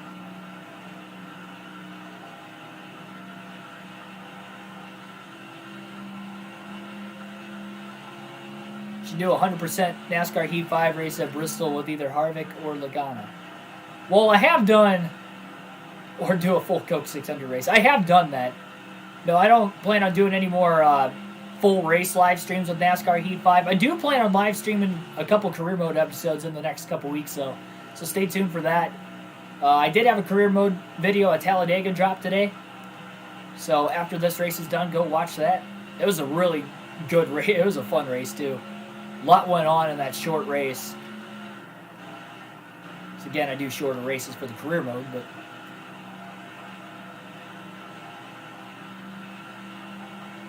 we're not completely done with Heat 5, but as far as like the full race live streams go, I am. I've already done 2 seasons for everything, so yeah, there are a couple races there you can go back and watch. I had a really good Bristol night race on that season we did with Ryan Blaney at the very end. Great race at Bristol. It was one of the best races of the season. Good finish.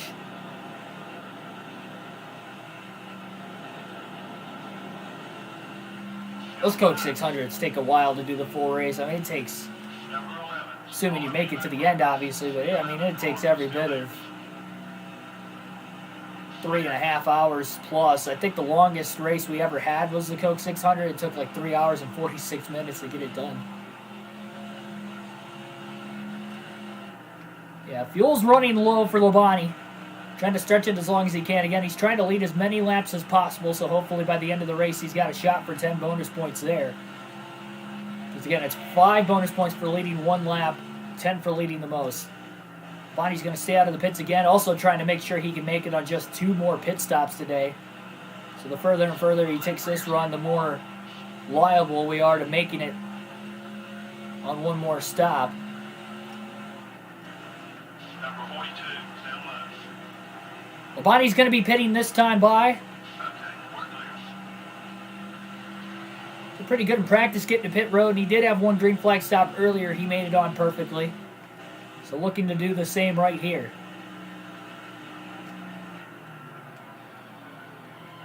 Locking the brakes up. Great job for Labonte getting to pit road.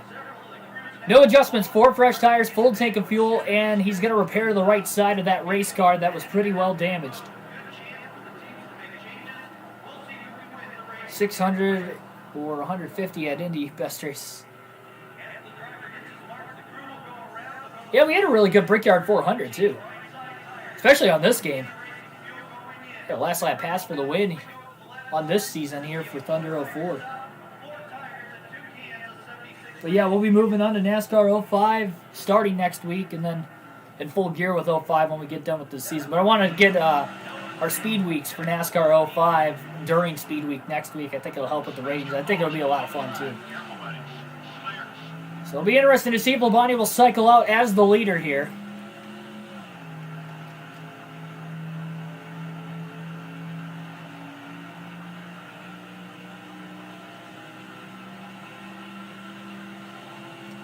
Yeah, I have no intentions of playing F1 either. I just don't watch enough. I literally know 0 of the courses. Like, even Coda, like, I wouldn't even know the full course. It'd take me a long time to get used to it. But that's not the reason why I want to play it. I want to keep this NASCAR oriented.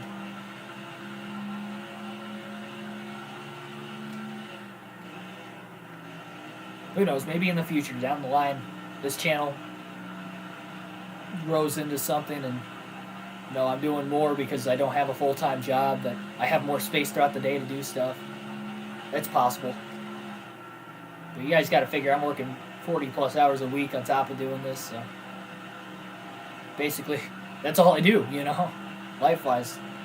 I'm not working, I'm doing something with videos here, or I'm golfing, but obviously not golfing this time of the year where I live.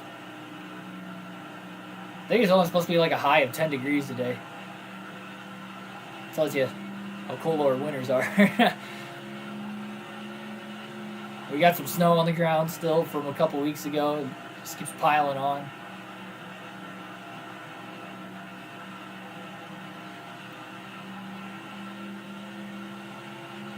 Dude, Jimmy Johnson, next EA Sports game. Yeah, again, you guys get to vote. NASCAR 05 will be the next game. Voting will be on Tuesday before the start of the Bud Shootout, and it will be at the beginning of the stream. So make sure you guys vote, and make sure you tune in for that stream. And you guys get to pick the next driver I will be for the next NASCAR game. Battle for the lead going on right now. A couple championship contenders. Dale Jr. has closed in on Labonte. Labonte does cycle back into the lead after the pit stops, but Jr. is right there for the taking, looking to the outside into turn 3. So Jr. and his crew had a fast pit stop.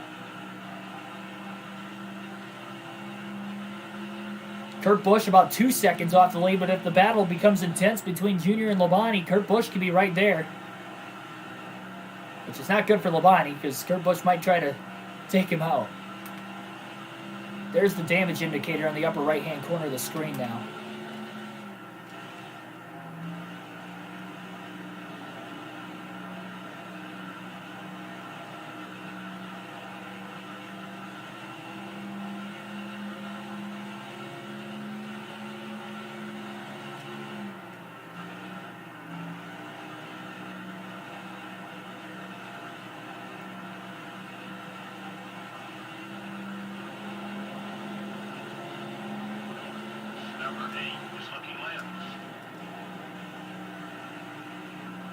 Yeah, Harvick was the cover driver for NASCAR 05.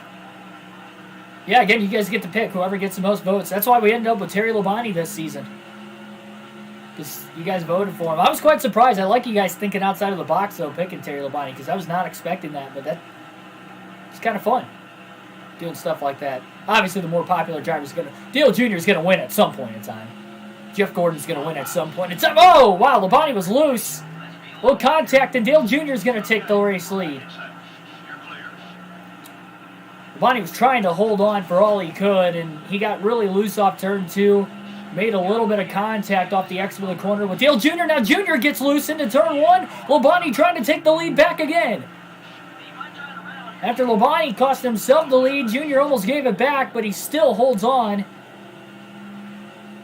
And this battle, as sloppy as it's been the last couple laps, is allowing Kurt Busch to close in.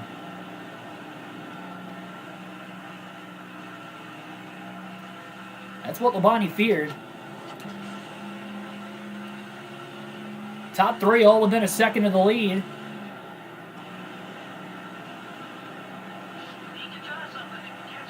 Yep, no more run damage. Luckily, for now, Kurt Busch is coming. Labonte wants to keep this track position. Kurt's led a lot today, too. This might be the first laps Junior's led today. So he's definitely going to have 5 bonus points, which stinks because, again, he's second in points.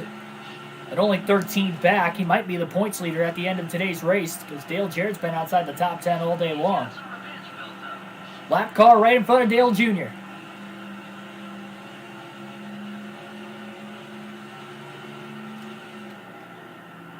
Yeah, I'm not going to be doing a custom schedule for Season 1 with NASCAR 05 because I want to unlock the fantasy tracks first.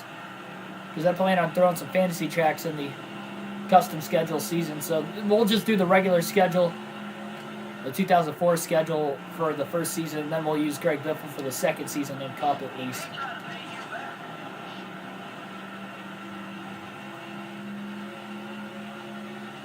Kurt Busch is right there. Into turn 3, all over the back bumper of Terry Labonte. Lap car, Brett Bodine coming up. Oh, Bodine's blocking Labonte. Oh, Bodine got loose, though. Labonte going to get under him now. Kurt Busch going to have to follow Terry. And actually, Terry's able to use Bodine as a pick as Kurt Busch got held behind him. Well, that buys Kurt Busch a little bit more time in front of Kurt Busch. Trying to stay in front of him.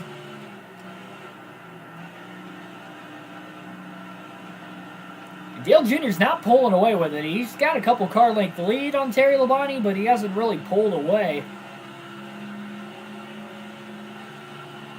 Kurt Busch did get around Bodine in turns 3 and 4. 9 people watching right now. 13 likes. Make sure you hit that like button and subscribe if you haven't already. 100 laps to go here at Lowe's Motor Speedway. This time by Dale Jr. leads by a narrow margin. It was a wreck fest in the first half. We've had 5 cautions, but it has been nearly 80 laps since the last one. Bonnie lost a little time in 3 and 4. Kurt Busch hits his marks, gains a little bit of time. He tries to close in on that back bumper of Labonte, maybe trying to turn him. Rusty Walsh back and forth. Ricky Rudd rounds out the top 5.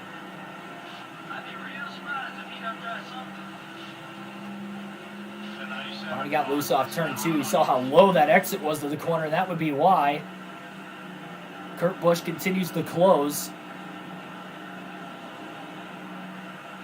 There's about 2 or 3 more lap cars not far in front of Dale Jr.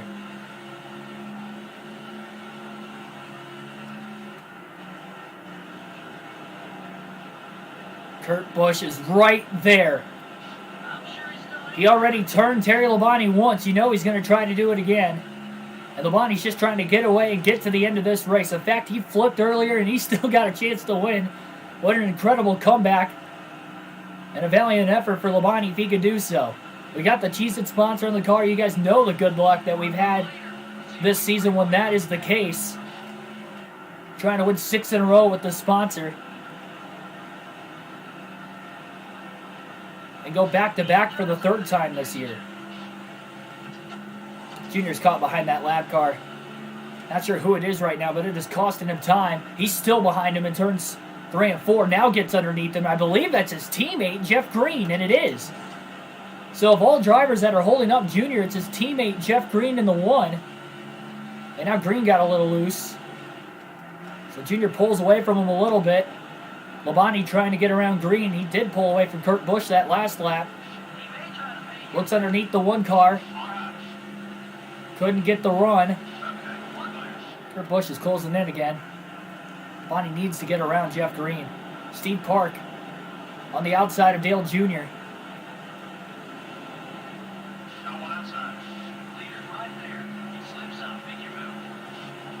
Oh boy, Labonte just gets to the inside of Green. Park ran the top. He missed the bottom. He's going to let Labonte go.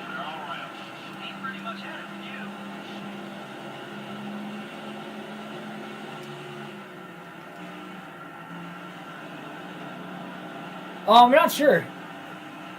I'm going to a buddy of mine's house for the Super Bowl. I've been going there the last few years. I don't know what his family's making this year. One year they just ordered pizza. They made some wings another year. It's usually something different every time. I think we have shredded chicken sandwiches and other like snack foods one year or two. So it'll be interesting to see what we end up having this year. Junior blocking into turn 3 on the inside. Can't blame him. This late in the season, these races count more and more. Look how much ground Labonte lost in turns 3 and 4. Not only Junior pulled off the block, but he also pulled away a little bit. Kurt Busch is struggling right now to get around both Park and Green, who are side by side in front of him. And Rusty Wallace is only 3 seconds off the lead. Trying to close in as well. Labonte's not led a lot of laps. Maybe around 20 all day today at the most. 25. Not sure who's led the most and what that number is. So he definitely wants to get to the lead as soon as he can. Lost a lot of momentum about a lap and a half to 2 laps ago on Dale Jr., but he's starting to gain it back again. He's got to find a way to get underneath Jr. Jr.'s going to try to make him pass him on the outside. Big run down the back straightaway.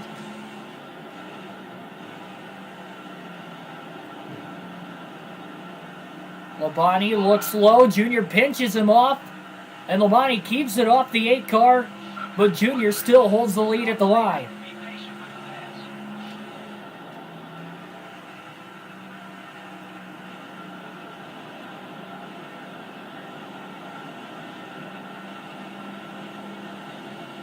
How's Labonte going to get around him?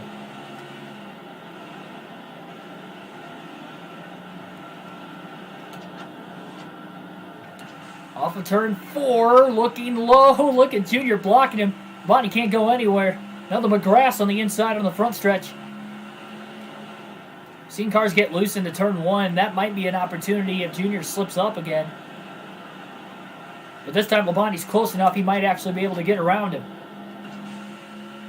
Down the back straightaway. A lot of blocking going on. Labonte entered a little too high into turns 3 and 4. Junior kind of trying to block the outside now. Labonte a little loose off 4. Barely keeps it off the wall. Stays in the gas. He is doing everything he can and fighting hard.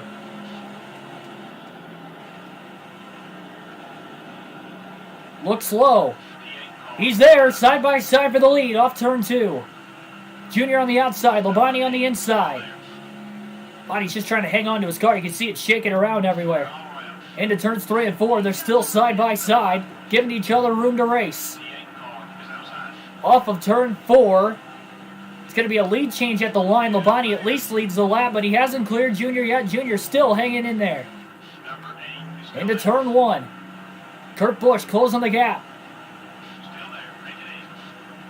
These guys have been side by side for about a lap and a half now. He's got the edge into turn 3. Advantage to Labonte on the bottom, and he clears Dale Jr. off of turn 4. Kurt Busch is still closed in. The top 3 are within a half a second at the line.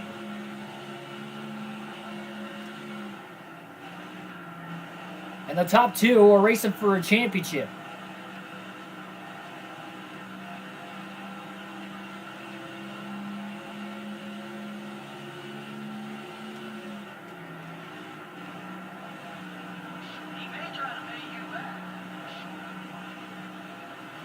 Kurt Busch to the inside of Junior for second. trying to hunt down Terry Labonte.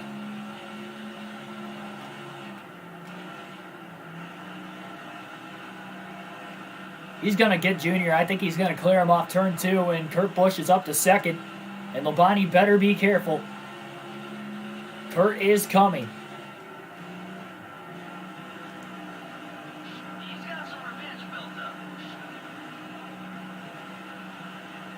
He might try to take him out. Going to alternate through the different camera angles one final time in today's race. Well, less than 100 to go. We're approaching lap 250 next time at the line. Who will win at Charlotte in this 500-mile extravaganza? If he catches you, I try to rank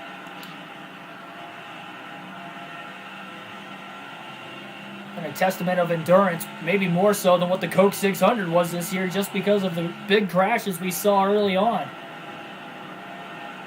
5 cautions, but it's been nearly 100 laps since the last one.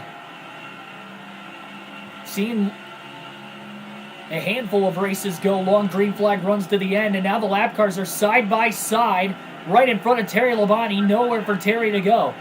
Finally gets underneath the 60 of Stanton Barrett. A little contact with Barrett off turn 4.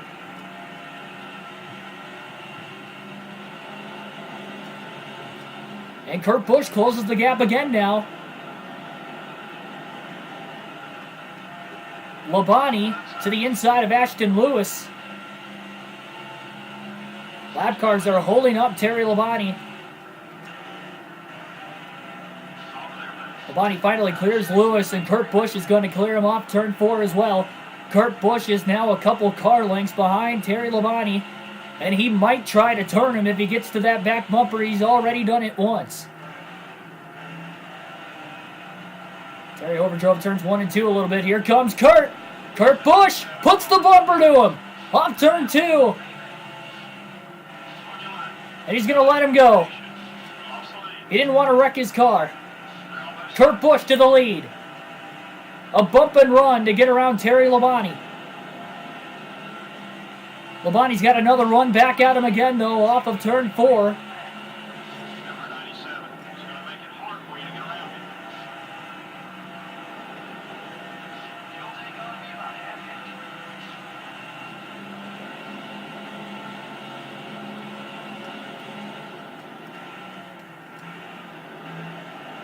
The 97 car is trying a lot.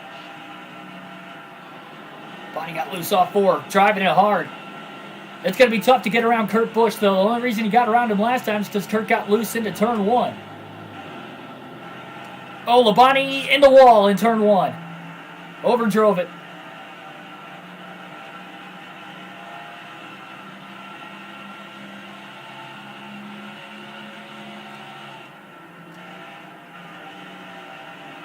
And Dale Jr. starting to come back again.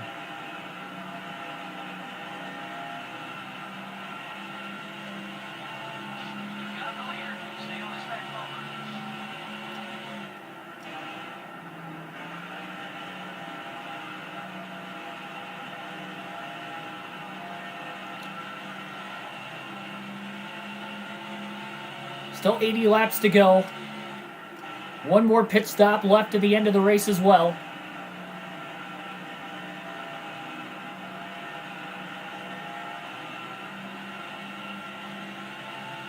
Kurt Busch is slowly pulling away from Terry Labonte.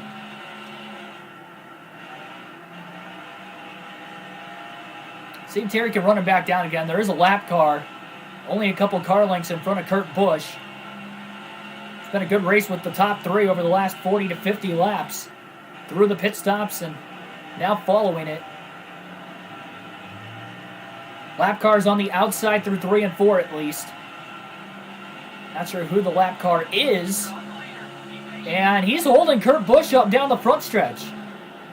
Robbie Gordon in the 31 has just held Kurt Busch up, and here comes the run for Terry Labonte from behind. He is all over the back of the 97.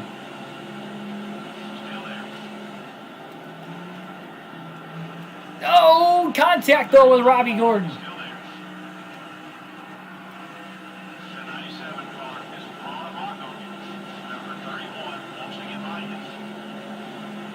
Well, Labonte's there. All over Kurt Busch. It has been interesting between these two all day today. Kurt trying to block down the back straightaway. Look at how low. And Labonte can't get underneath him. Labonte's about ready to put the bumper to Busch, just like Busch did to him.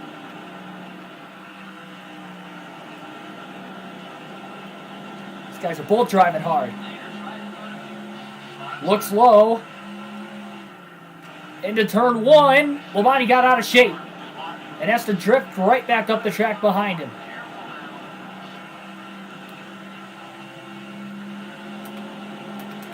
Right side's not heavily damaged right now, but at the same time, it could be if Labonte takes, or sorry, Kurt Busch takes a swing at Labonte rather. Off turn 4. Oh, look at Kurt trying to pinch him off. At the line, Kurt Busch still holds on to the lead. Got some drivers pitting right now. Mark Martin just came off the pit lane. And Kurt Busch again trying to block.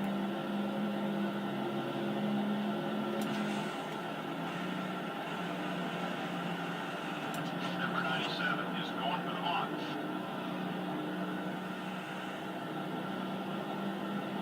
Labonte maybe trying to share draft here. We'll go back to the far chase cam for the rest of the race. Kurt Busch is in the wall into turn 1.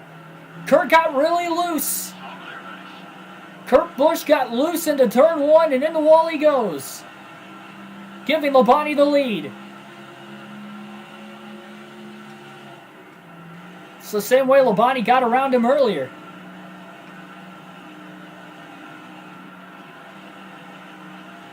Yeah, custom schedules will be on the second season for NASCAR 05.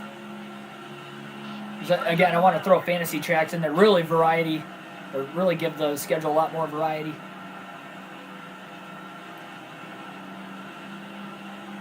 Well, that was the move Labonte was able to make on Kurt Busch for the lead. Same way he got around him the last time. Kurt just got super loose, getting into turn 1. Got up into the wall, and Labonte passes him right along the bottom.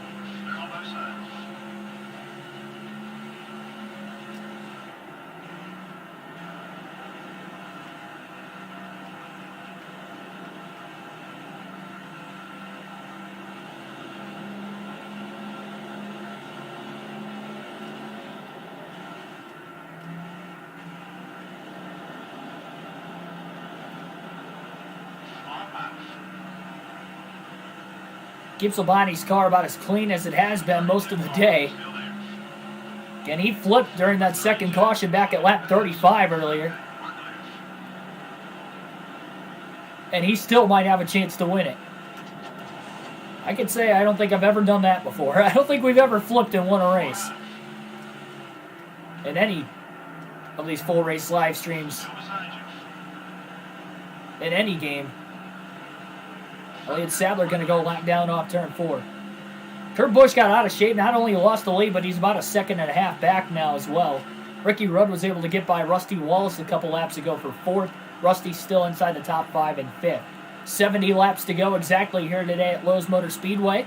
Pit window is going to open up here very shortly for drivers to make it to the end of the race. We'll have to see if anybody tries to short pit when that window does open in about 5 to 10 laps. Labonte's kind of committed. He's going to take this run to the very end. Just in case we get another caution, because we have had 5 of them so far. And this is by far the longest green flag run. It'll be 110 laps this time at the line. During this green flag run, we last went back to green at lap 156.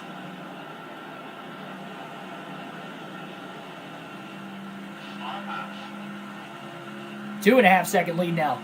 Yeah, not only Kurt Busch lost the lead, but he is losing ground. I wonder how much that hit into the wall hurt him when he got loose into turn 1.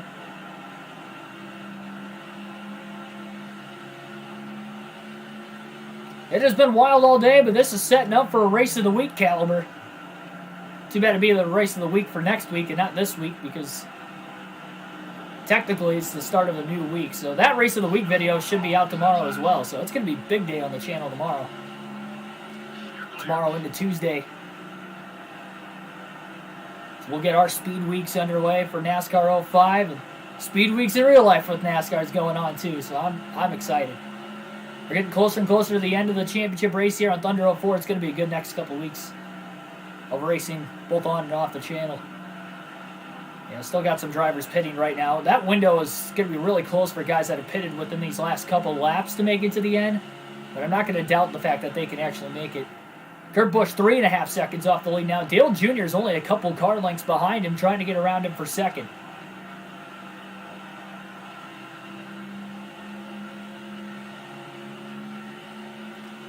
Labonte coming into this race 9th in points. 3 races ago, he was 12th, so he's already gained 3 spots in the last 2 races alone, with a 5th at Talladega and then a win at Kansas. Next full race live stream on the channel will be for this season, and it will be tomorrow night at Martinsville for the Subway 500.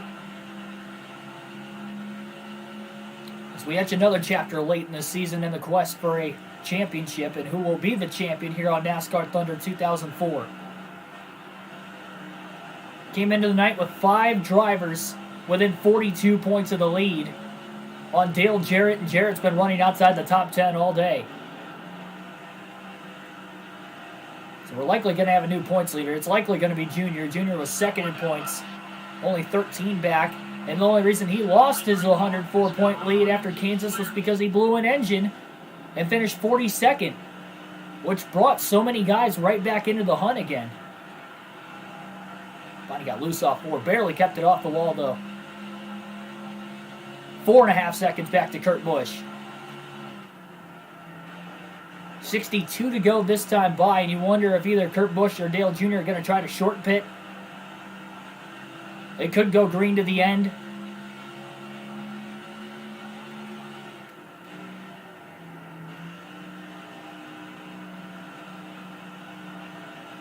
They would need it to go green to the end if they did short pit, or a caution right afterwards if Labonte ends up running them back down again. Still have a fair amount of drivers cycling through stops. That's, again, going to continue. About 4 gallons of gas left in Labonte's car, so he could still go quite a ways yet.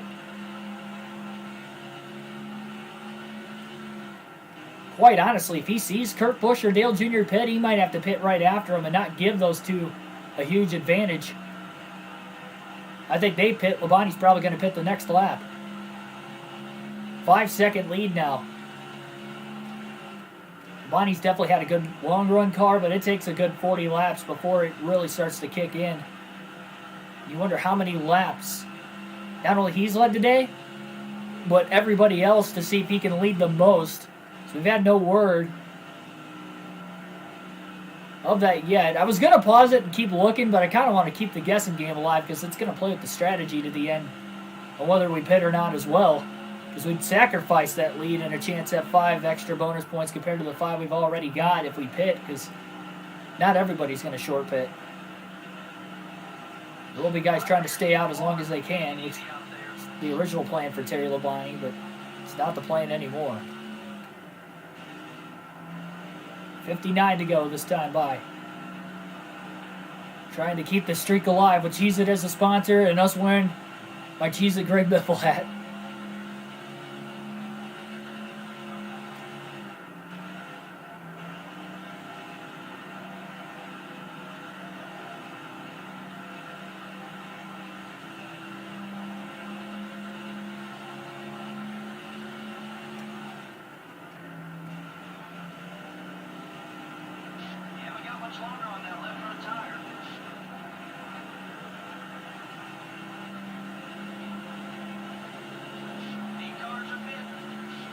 Some of the leaders coming to pit road, 6-second lead now.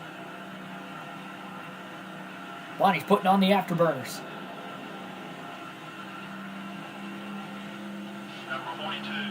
Who would have thought of all tracks to go back-to-back on, it would be on 2.5 miles that he struggled with this year. Boy, he got really loose into turn 3. McMurray was kind of moving him down the track. He didn't actually make contact with him, but Labonte was going low. Then he entered on the apron into turn 3. He had to get out of the gas and let the car drift back on the track. That allows Kurt Busch to gain another half a second. And actually, Dale Jr. pit that last time by. So Dale Jr. is on pit road. Kurt Busch is still out there, though. And Kurt's led a lot of laps. So it's that interesting situation where you want to just keep leading laps and try to get the most laps led and not Kurt Busch getting that. But how much ground is Jr. going to gain with short pitting?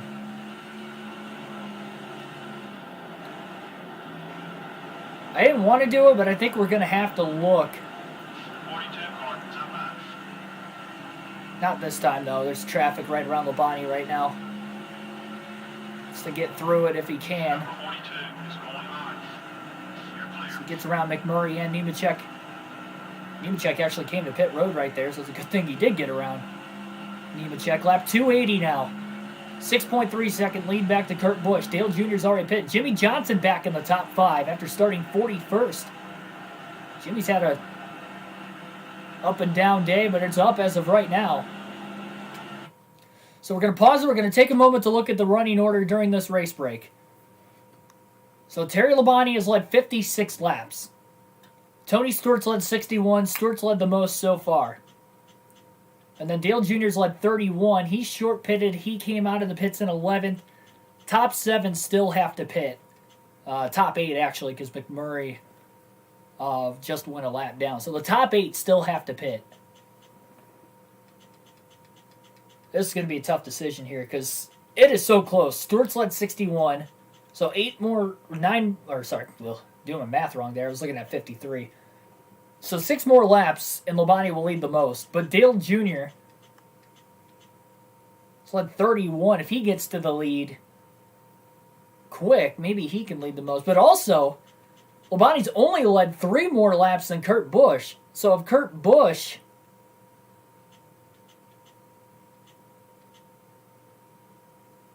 takes the lead because Labonte short pits, then Kurt's going to start leading more laps.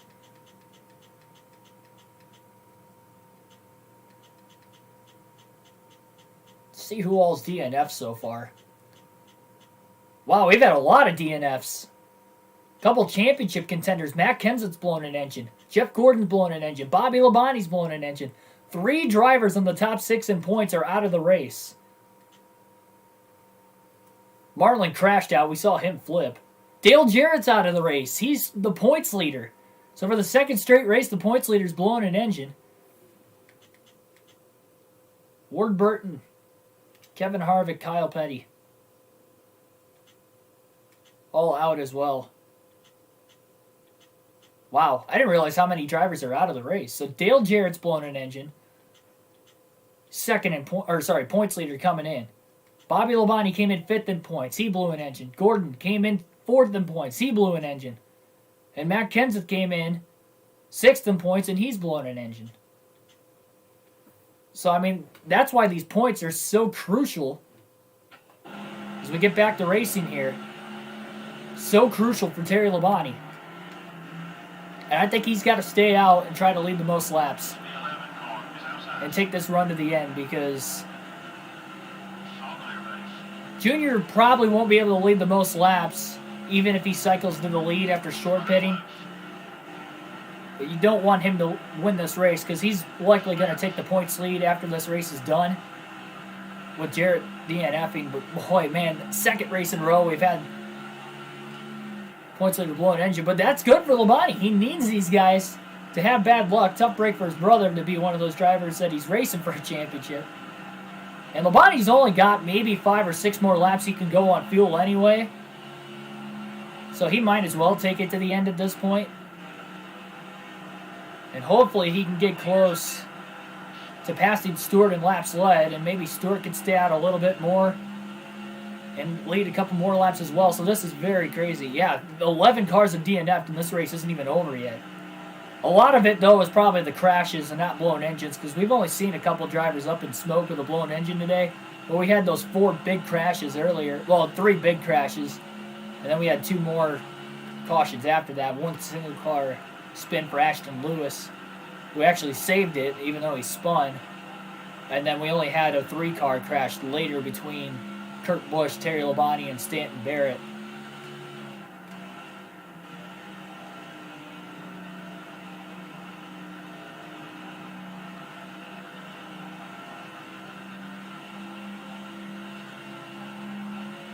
9-second lead. Top 5 still have to pit. Stewart just came onto pit road. So he's not going to stay out long to try and lead laps. Man, if caution came out now and trapped these guys a lap down too, that would be insane also.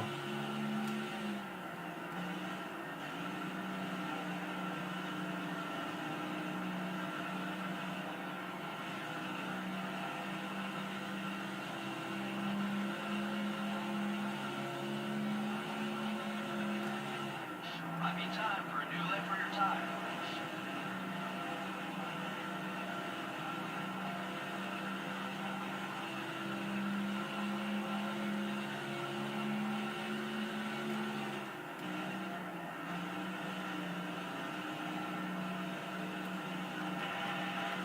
Oh no!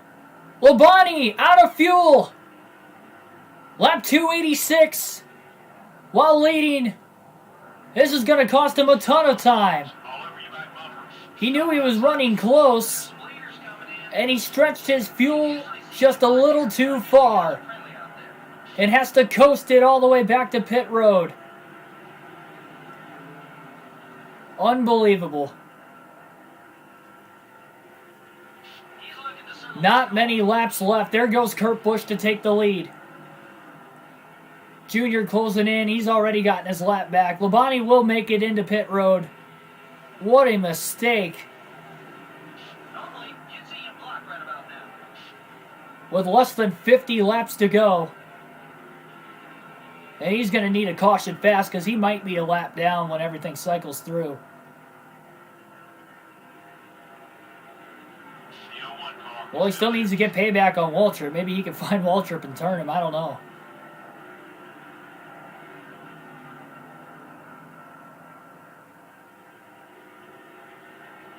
.32, 31,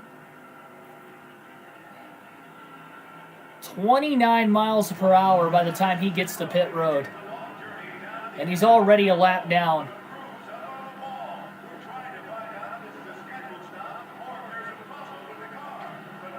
Four-tire stop. I like donuts in NASCAR. Welcome to the stream. That is a heartbreaker for Terry Labonte. He had such a good day going, and now he's definitely not going to lead the most laps. And his shot of winning the race might be over. At least his pit crew didn't make a mistake. Clean stop. Well, we'll see. You can tell Labonte's going to be hard charging to the end. Kurt Busch is on pit road as we speak.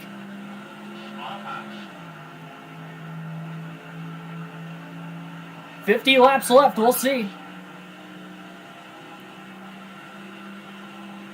Just one lap too long. And the fact that he ran out of fuel in a terrible spot, too. So he had to go all the way around the track. Under power. Underpowered with no power. Carried a little bit more damage while he was down there as well. Only thing he could have done is maybe went fuel only just to stay on the lead lap and hope for a caution, but that would have meant he would have had to come down for pit road for tires at some point. If they didn't get a caution, that would have been too much of a gamble. It's showing him 2 laps down, which is actually probably the case. No one outside. Still there. You're clear.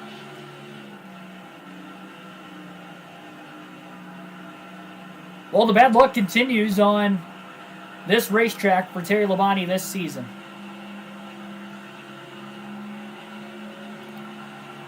And there was no fault but his own on that one. We'll see how many more spots he can pick up before the end of the race. I don't think Johnson's for position. I think Jimmy's on the lead lap. But he doesn't want anybody to pass him. Maybe he can rally back for a top 10. Maybe we get a couple cautions and race his way back on the lead lap. Who knows? The first driver 2 laps down, though, so he's quite a ways even behind Elliott Sadler to gain another spot.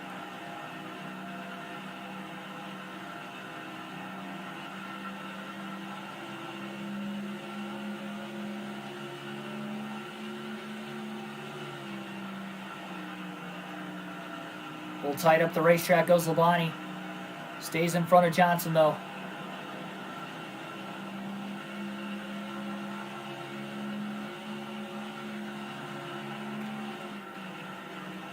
See, maybe Dale Jr. blows an engine 2 races in a row. But this is a chance for not only Jr. to take the points lead, but to win this race. You'd have to imagine he was behind Kurt Busch when the pit stop started.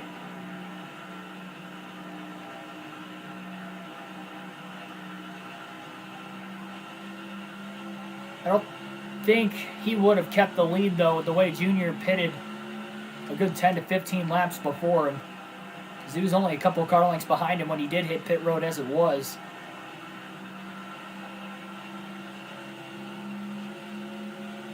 Well, it's not going to be back-to-back wins for Terry Labonte, and this is going to end the streak.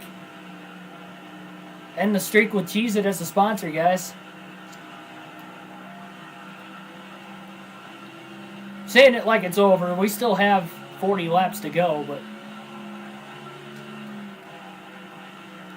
it is an uphill climb for sure. At least he's got clean air right now. Maybe there's going to be heavy lap traffic in front of the leaders at some point. Who knows?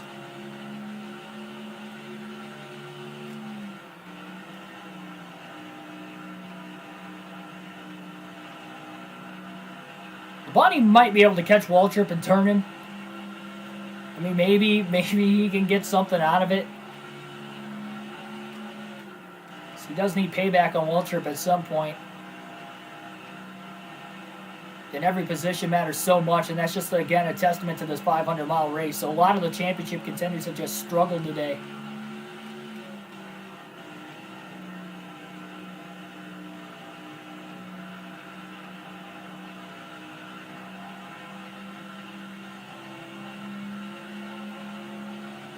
Man, now all of a sudden,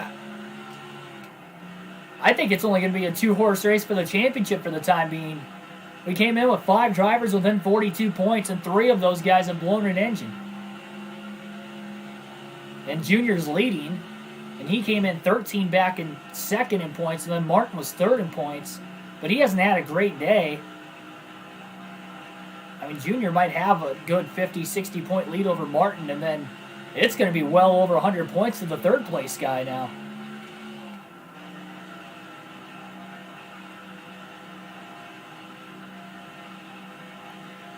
Yeah, it is unfortunate. If this was the Coke 600, we would have a little over 100 to go still, so there would be time to come back, but not much more time, but an extra 100 miles, that could make the difference. We saw kind of a wreckfest at the start of the day. Cautions were breeding cautions, maybe again. Maybe it starts again.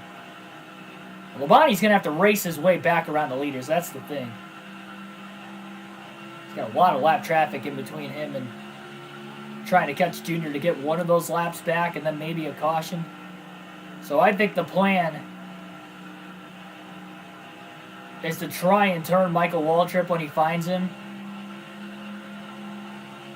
and then do whatever he can from that point to race his way back around the leaders and maybe get one of those laps back and maybe bunch the rest of the field closer to him to try and get another lap back.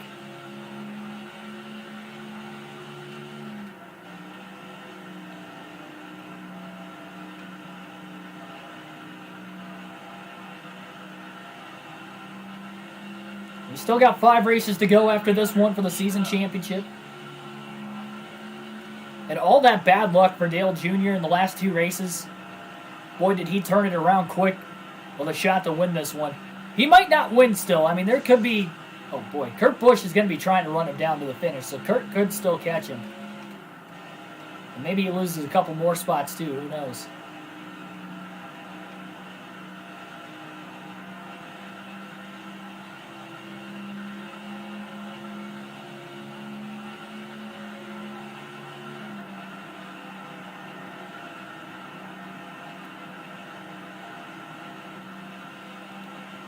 Over 300 laps complete now.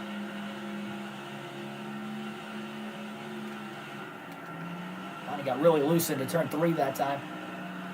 Still a lot of traffic around the race leaders at least.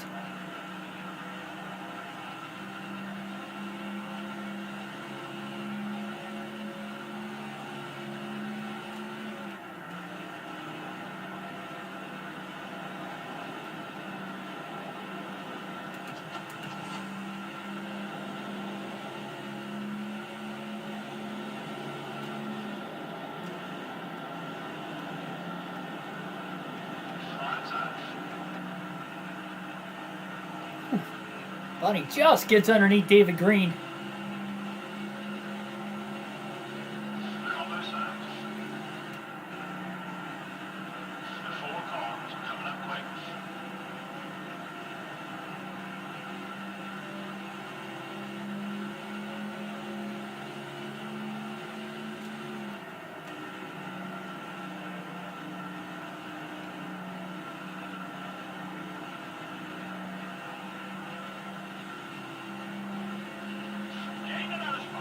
Oh, Michael Waltrip's out of the race. So Waltrip's blown an engine late, so much for trying to turn him to get payback. Well, I guess never mind.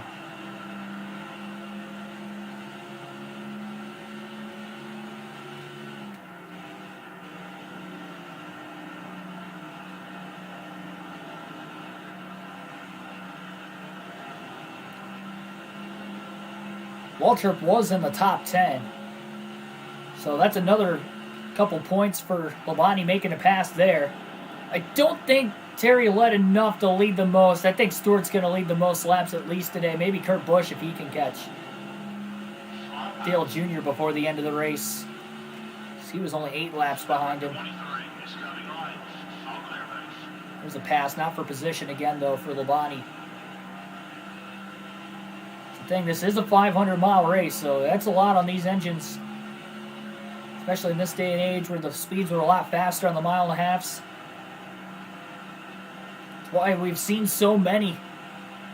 12 drivers now are going to DNF today, at least, and we still have just less than 30 laps to go.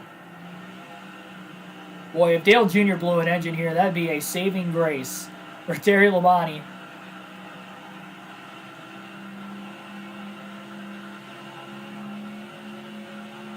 That'd be a heartbreaker for Dale Jr. It's been one of those wacky races, though, so don't rule it out.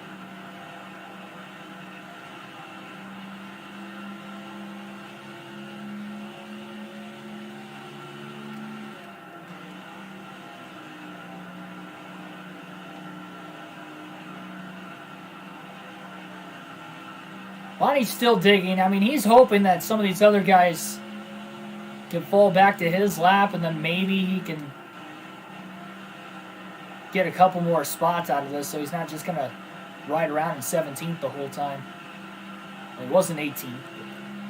A couple more engine failures at the end of the day. Something.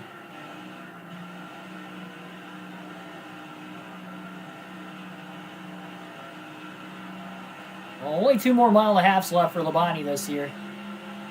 I know he just won at Kansas yesterday, but he has not been good on the mile and a halves, and this is going to prove it again here today. At least he was able to lead some laps and get 5 bonus points, but again, I think he is just shy of catching Stewart for the most laps led. Unless Dale Jr. can lead the most.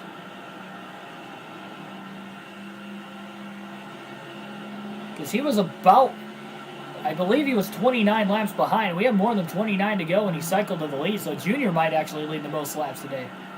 That is not at all what Labonte wants to see.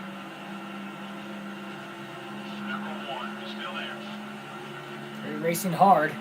Sadler's the next driver for position. Oh, wow, that was for a spot.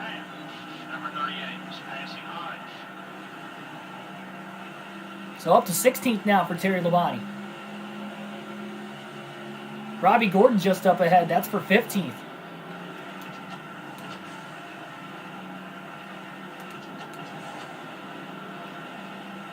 We might be 1 lap down.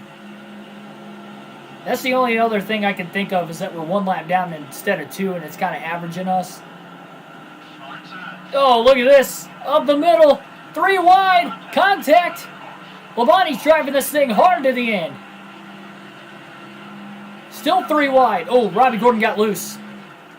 A little loose, and he made a little contact. Boy, they made it. Labonte's trying to get every point he can right now, and he's not wasting any time. All the way down to the inside, down the back stretch. Underneath Robbie Gordon. 15th, slide job into turn 3 to get around him. And Robbie can't get the crossover. Sadler's going to close in on Robbie Gordon for position now. Jamie McMurray, Ricky Craven, the next 2 drivers for position for Terry to try and catch.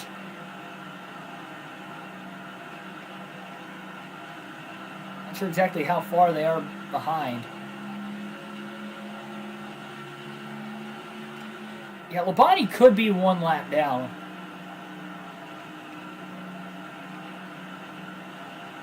Instead of 2. I didn't even think about it averaging us. Yeah, so Terry Labonte's 1 lap down, not 2 laps down.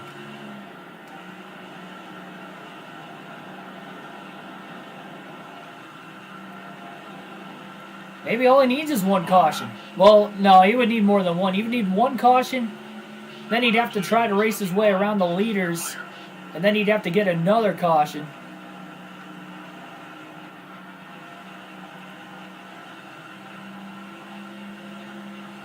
To go.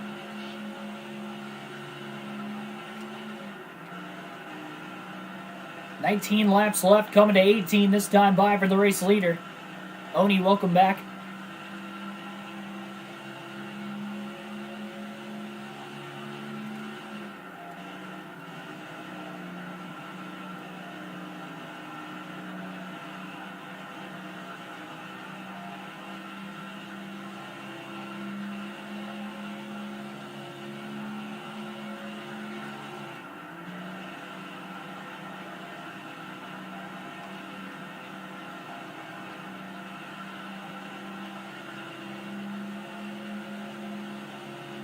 Yeah, so again, we weren't 2 laps down. We were 1 lap down. It averaged us out because we were more than an extra half a lap down.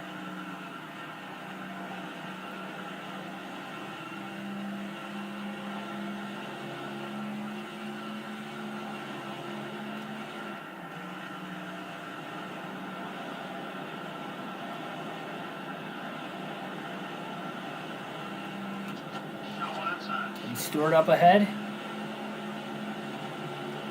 Now for position. Neither is Bill Elliott. Bonnie he got in the back of Stewart. Stewart got really wobbly off turn 4. Stewart still racing for a championship. Is likely racing Bill Elliott for position. We have seen Bill in the top 10 as well. He started towards the back as well, qualified 42nd, same row as Johnson. Labonte being extra aggressive right now. Slides it into turns 3 and 4 to get around Ken Schrader.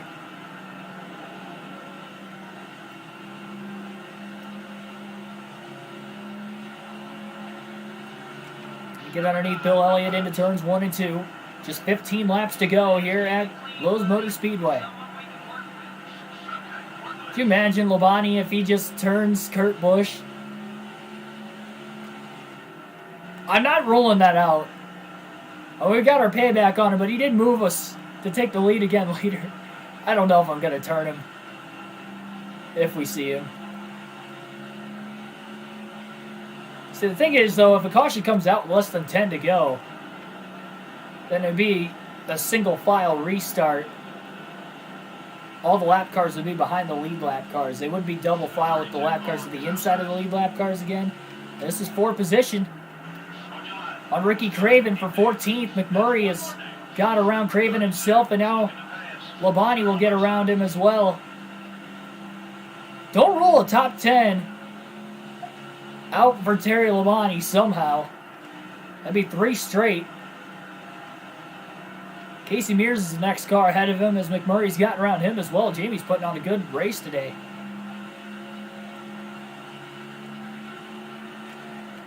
He was running fifth there for a little bit as well earlier. And he's got a fast car late. He's one of the last cars to pit as well.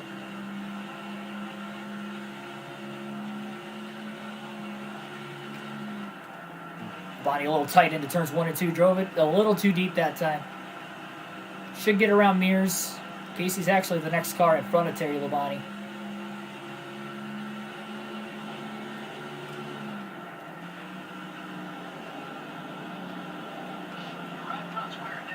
Oh man, look at how he's tried this move diving it deep off 4 before, and it actually has worked a couple times, and it's going to work this time to at least get to the inside of Casey Mears.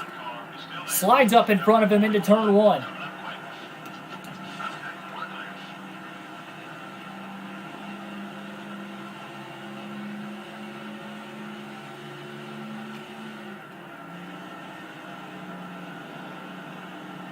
Ten laps to go for the race leader. Bonnie trying to get around Newman. Down for position. Jamie Mcmurray not too far ahead of him. Wow. Bonnie entered in deep that time to get around Newman. Newman and Wallace are on the lead lap, and they're battling for position. Deep dive into turns 3 and 4 to try and get underneath Rusty Wallace. Clears him off 4. 9 laps to go. Here's Jamie McMurray.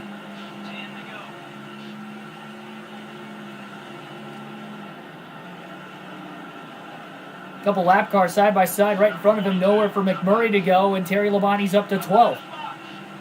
Trying to gain all the positions he can. Inside of Jeff Burton. Burton also on the lead lap. Hard into turn 3, slides the tires. Bonnie gets around him.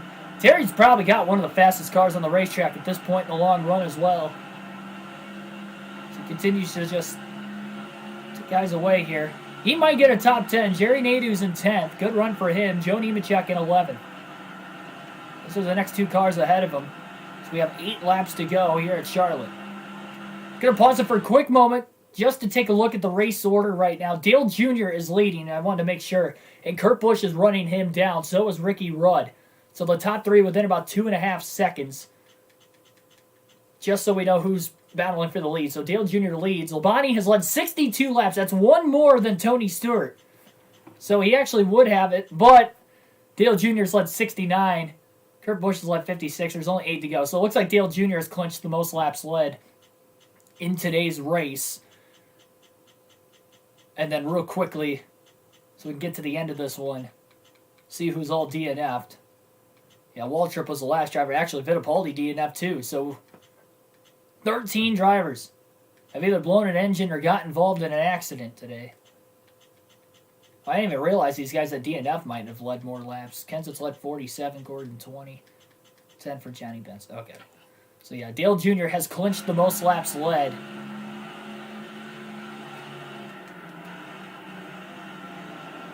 Seven laps to go now for Dale Jr. with about a 1.5-second lead on Kurt Busch. Kurt Busch has about 10 to 15 lap fresher tires trying to run him down, and so does Ricky Rudd. Rudd was pretty much not a factor in the finish at all up until what has transpired ahead of him. And Kurt Busch and Dale Jr. get to battling. Ricky Rudd will be right there. Best case scenario for Labonte is he can keep gaining a couple spots here before the end of the race. And maybe Junior falls back to 3rd and Junior only beats him by a couple spots. Junior going to get 10 bonus points anyway. He's led 70 laps, over 70 laps now. And Terry Labonte, at least he was able to lead some. The 2nd most laps in the race. Joe Nemechek in front of him. Labonte's saying, team orders, let me by. And Nemechek's not even going to put up a fight. He's going to let his teammate by for 11th. It's another couple points. Where's Jerry Nadeau? I can't believe Terry Labonte, despite running out of fuel and flipping earlier in the race also, might be able to get a top 10. Only 5 laps to go, though. Not sure where Jerry Nadeau's at on the track.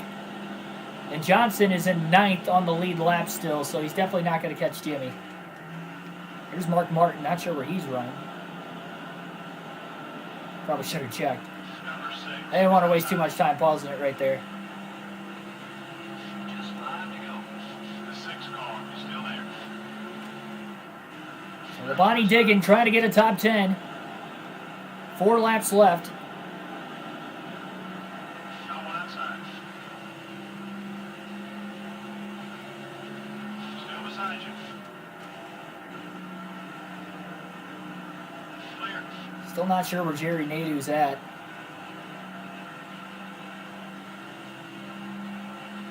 Three to go.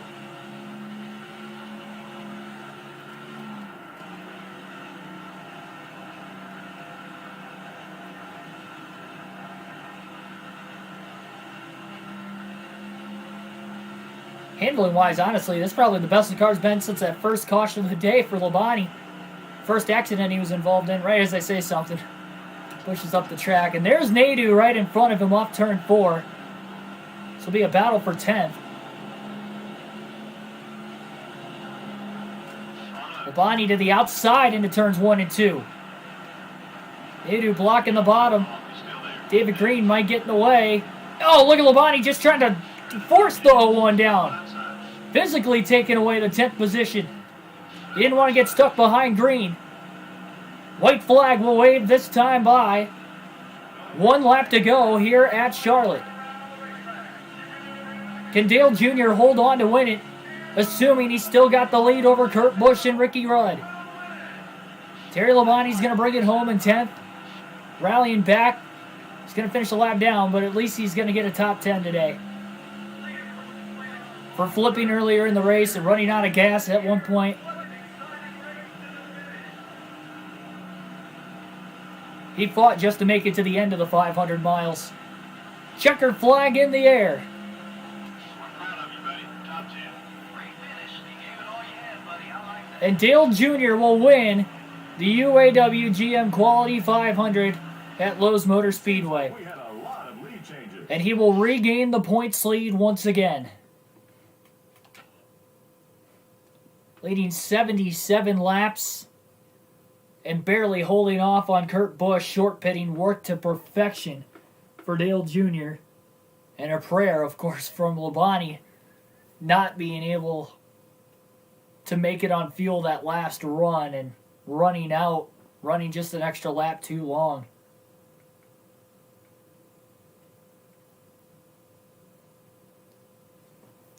Kurt Busch finishes second. Led a lot of laps himself, but not the most. Ricky Rudd finishes third despite not leading a single lap. He really came alive at the end of the race. He did not run good early. Jeff Burton finishes in fourth. Rusty Wallace rounds out the top 5. Ryan Newman 6th. Bill Elliott 7th. Tony Stewart 8th, led 61 laps himself. Jimmy Johnson 9th, and Terry Labonte rounds out the top 10, who also led over 60 laps. But again, Dale Jr. leads the most by only 15 laps. So that earns Dale Jr. 10 bonus points. Labonte earns 139 total. Dale Jr. would have had a max points day. So that was huge for Jr. to take back the points lead. And again, we'll run through who all DNF'd, because we had a lot of them. Kyle Petty, Kevin Harvick, Ward Burton, Dale Jarrett, who came in as the points leader by 13 points over Dale Jr., blows an engine. Marlin, he got involved in a wreck. He flipped on the front stretch. That was a nasty crash back at that point in the race. And that was after Kurt Busch had turned. That was the same wreck that Kurt Busch turned Labonte while they were 3 wide, and Labonte was already in the middle lane off of 4, and when he came back across the track, that's when he ran into Marlin, and Marlin flipped. Jeremy Mayfield, he DNF'd. Johnny Benson blew an engine. Greg Biffle blew an engine. Bobby Labonte blew an engine. He came in 5th in points. That's the second DNF for him in the last 3 races. Jeff Gordon came in top 5 in points. He blows an engine. Kenseth came in 6th in points. He blows an engine. Fittipaldi, Michael Waltrip towards the end of the race also blew an engine. Ashton Lewis spun, but he still finished the race. So 13 drivers failed to finish this 500-mile race. 18 lead changes total. And 3 hours and 11 minutes were the total time on today's race with 11 caution. Or, sorry, not 11 caution. I don't even know why I said 11. Where was I thinking 11? Where did I get 11 from? We had 5 cautions today. And the final 200-plus laps went caution-free. Or almost 200. Take a look at the point standings on our way out of here and see how much of a lead Dale Jr.'s got again, which I'd imagine is pretty good. Martin didn't even finish in the top 10, but I think he'll take over second in points now. He went in third. Not a good day for Mark Martin either. 5 races to go. And we go to Martinsville tomorrow night, right here on NASCAR Thunder 04. So we got Martinsville tomorrow night,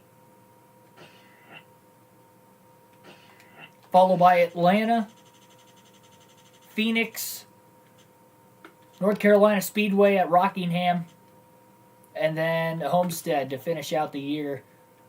And we have just one more 500-mile race at Atlanta. Oops. Take a look at the point standings. Dale Jr. has a 90-point lead over Mark Martin. 129 to Dale Jarrett. Jeff Gordon, 4th in points, 133 back. Bobby Labonte, 156 back in 5th. So Labonte's over a race worth of points out now. Top 4 still within 1 race of points, but Jr. with a 90-point lead. So Jr. had a 104-point lead. Lost the lead. He was 13 points back coming into the day after he had blown an engine at Kansas. And then he comes back and wins in a race where 3 of the drivers running 2nd through 5th in points blew an engine, and he opens that lead back up to 90. Unbelievable. So, yeah. Well, I stated Junior is probably going to have to DNF twice for us to win anyway.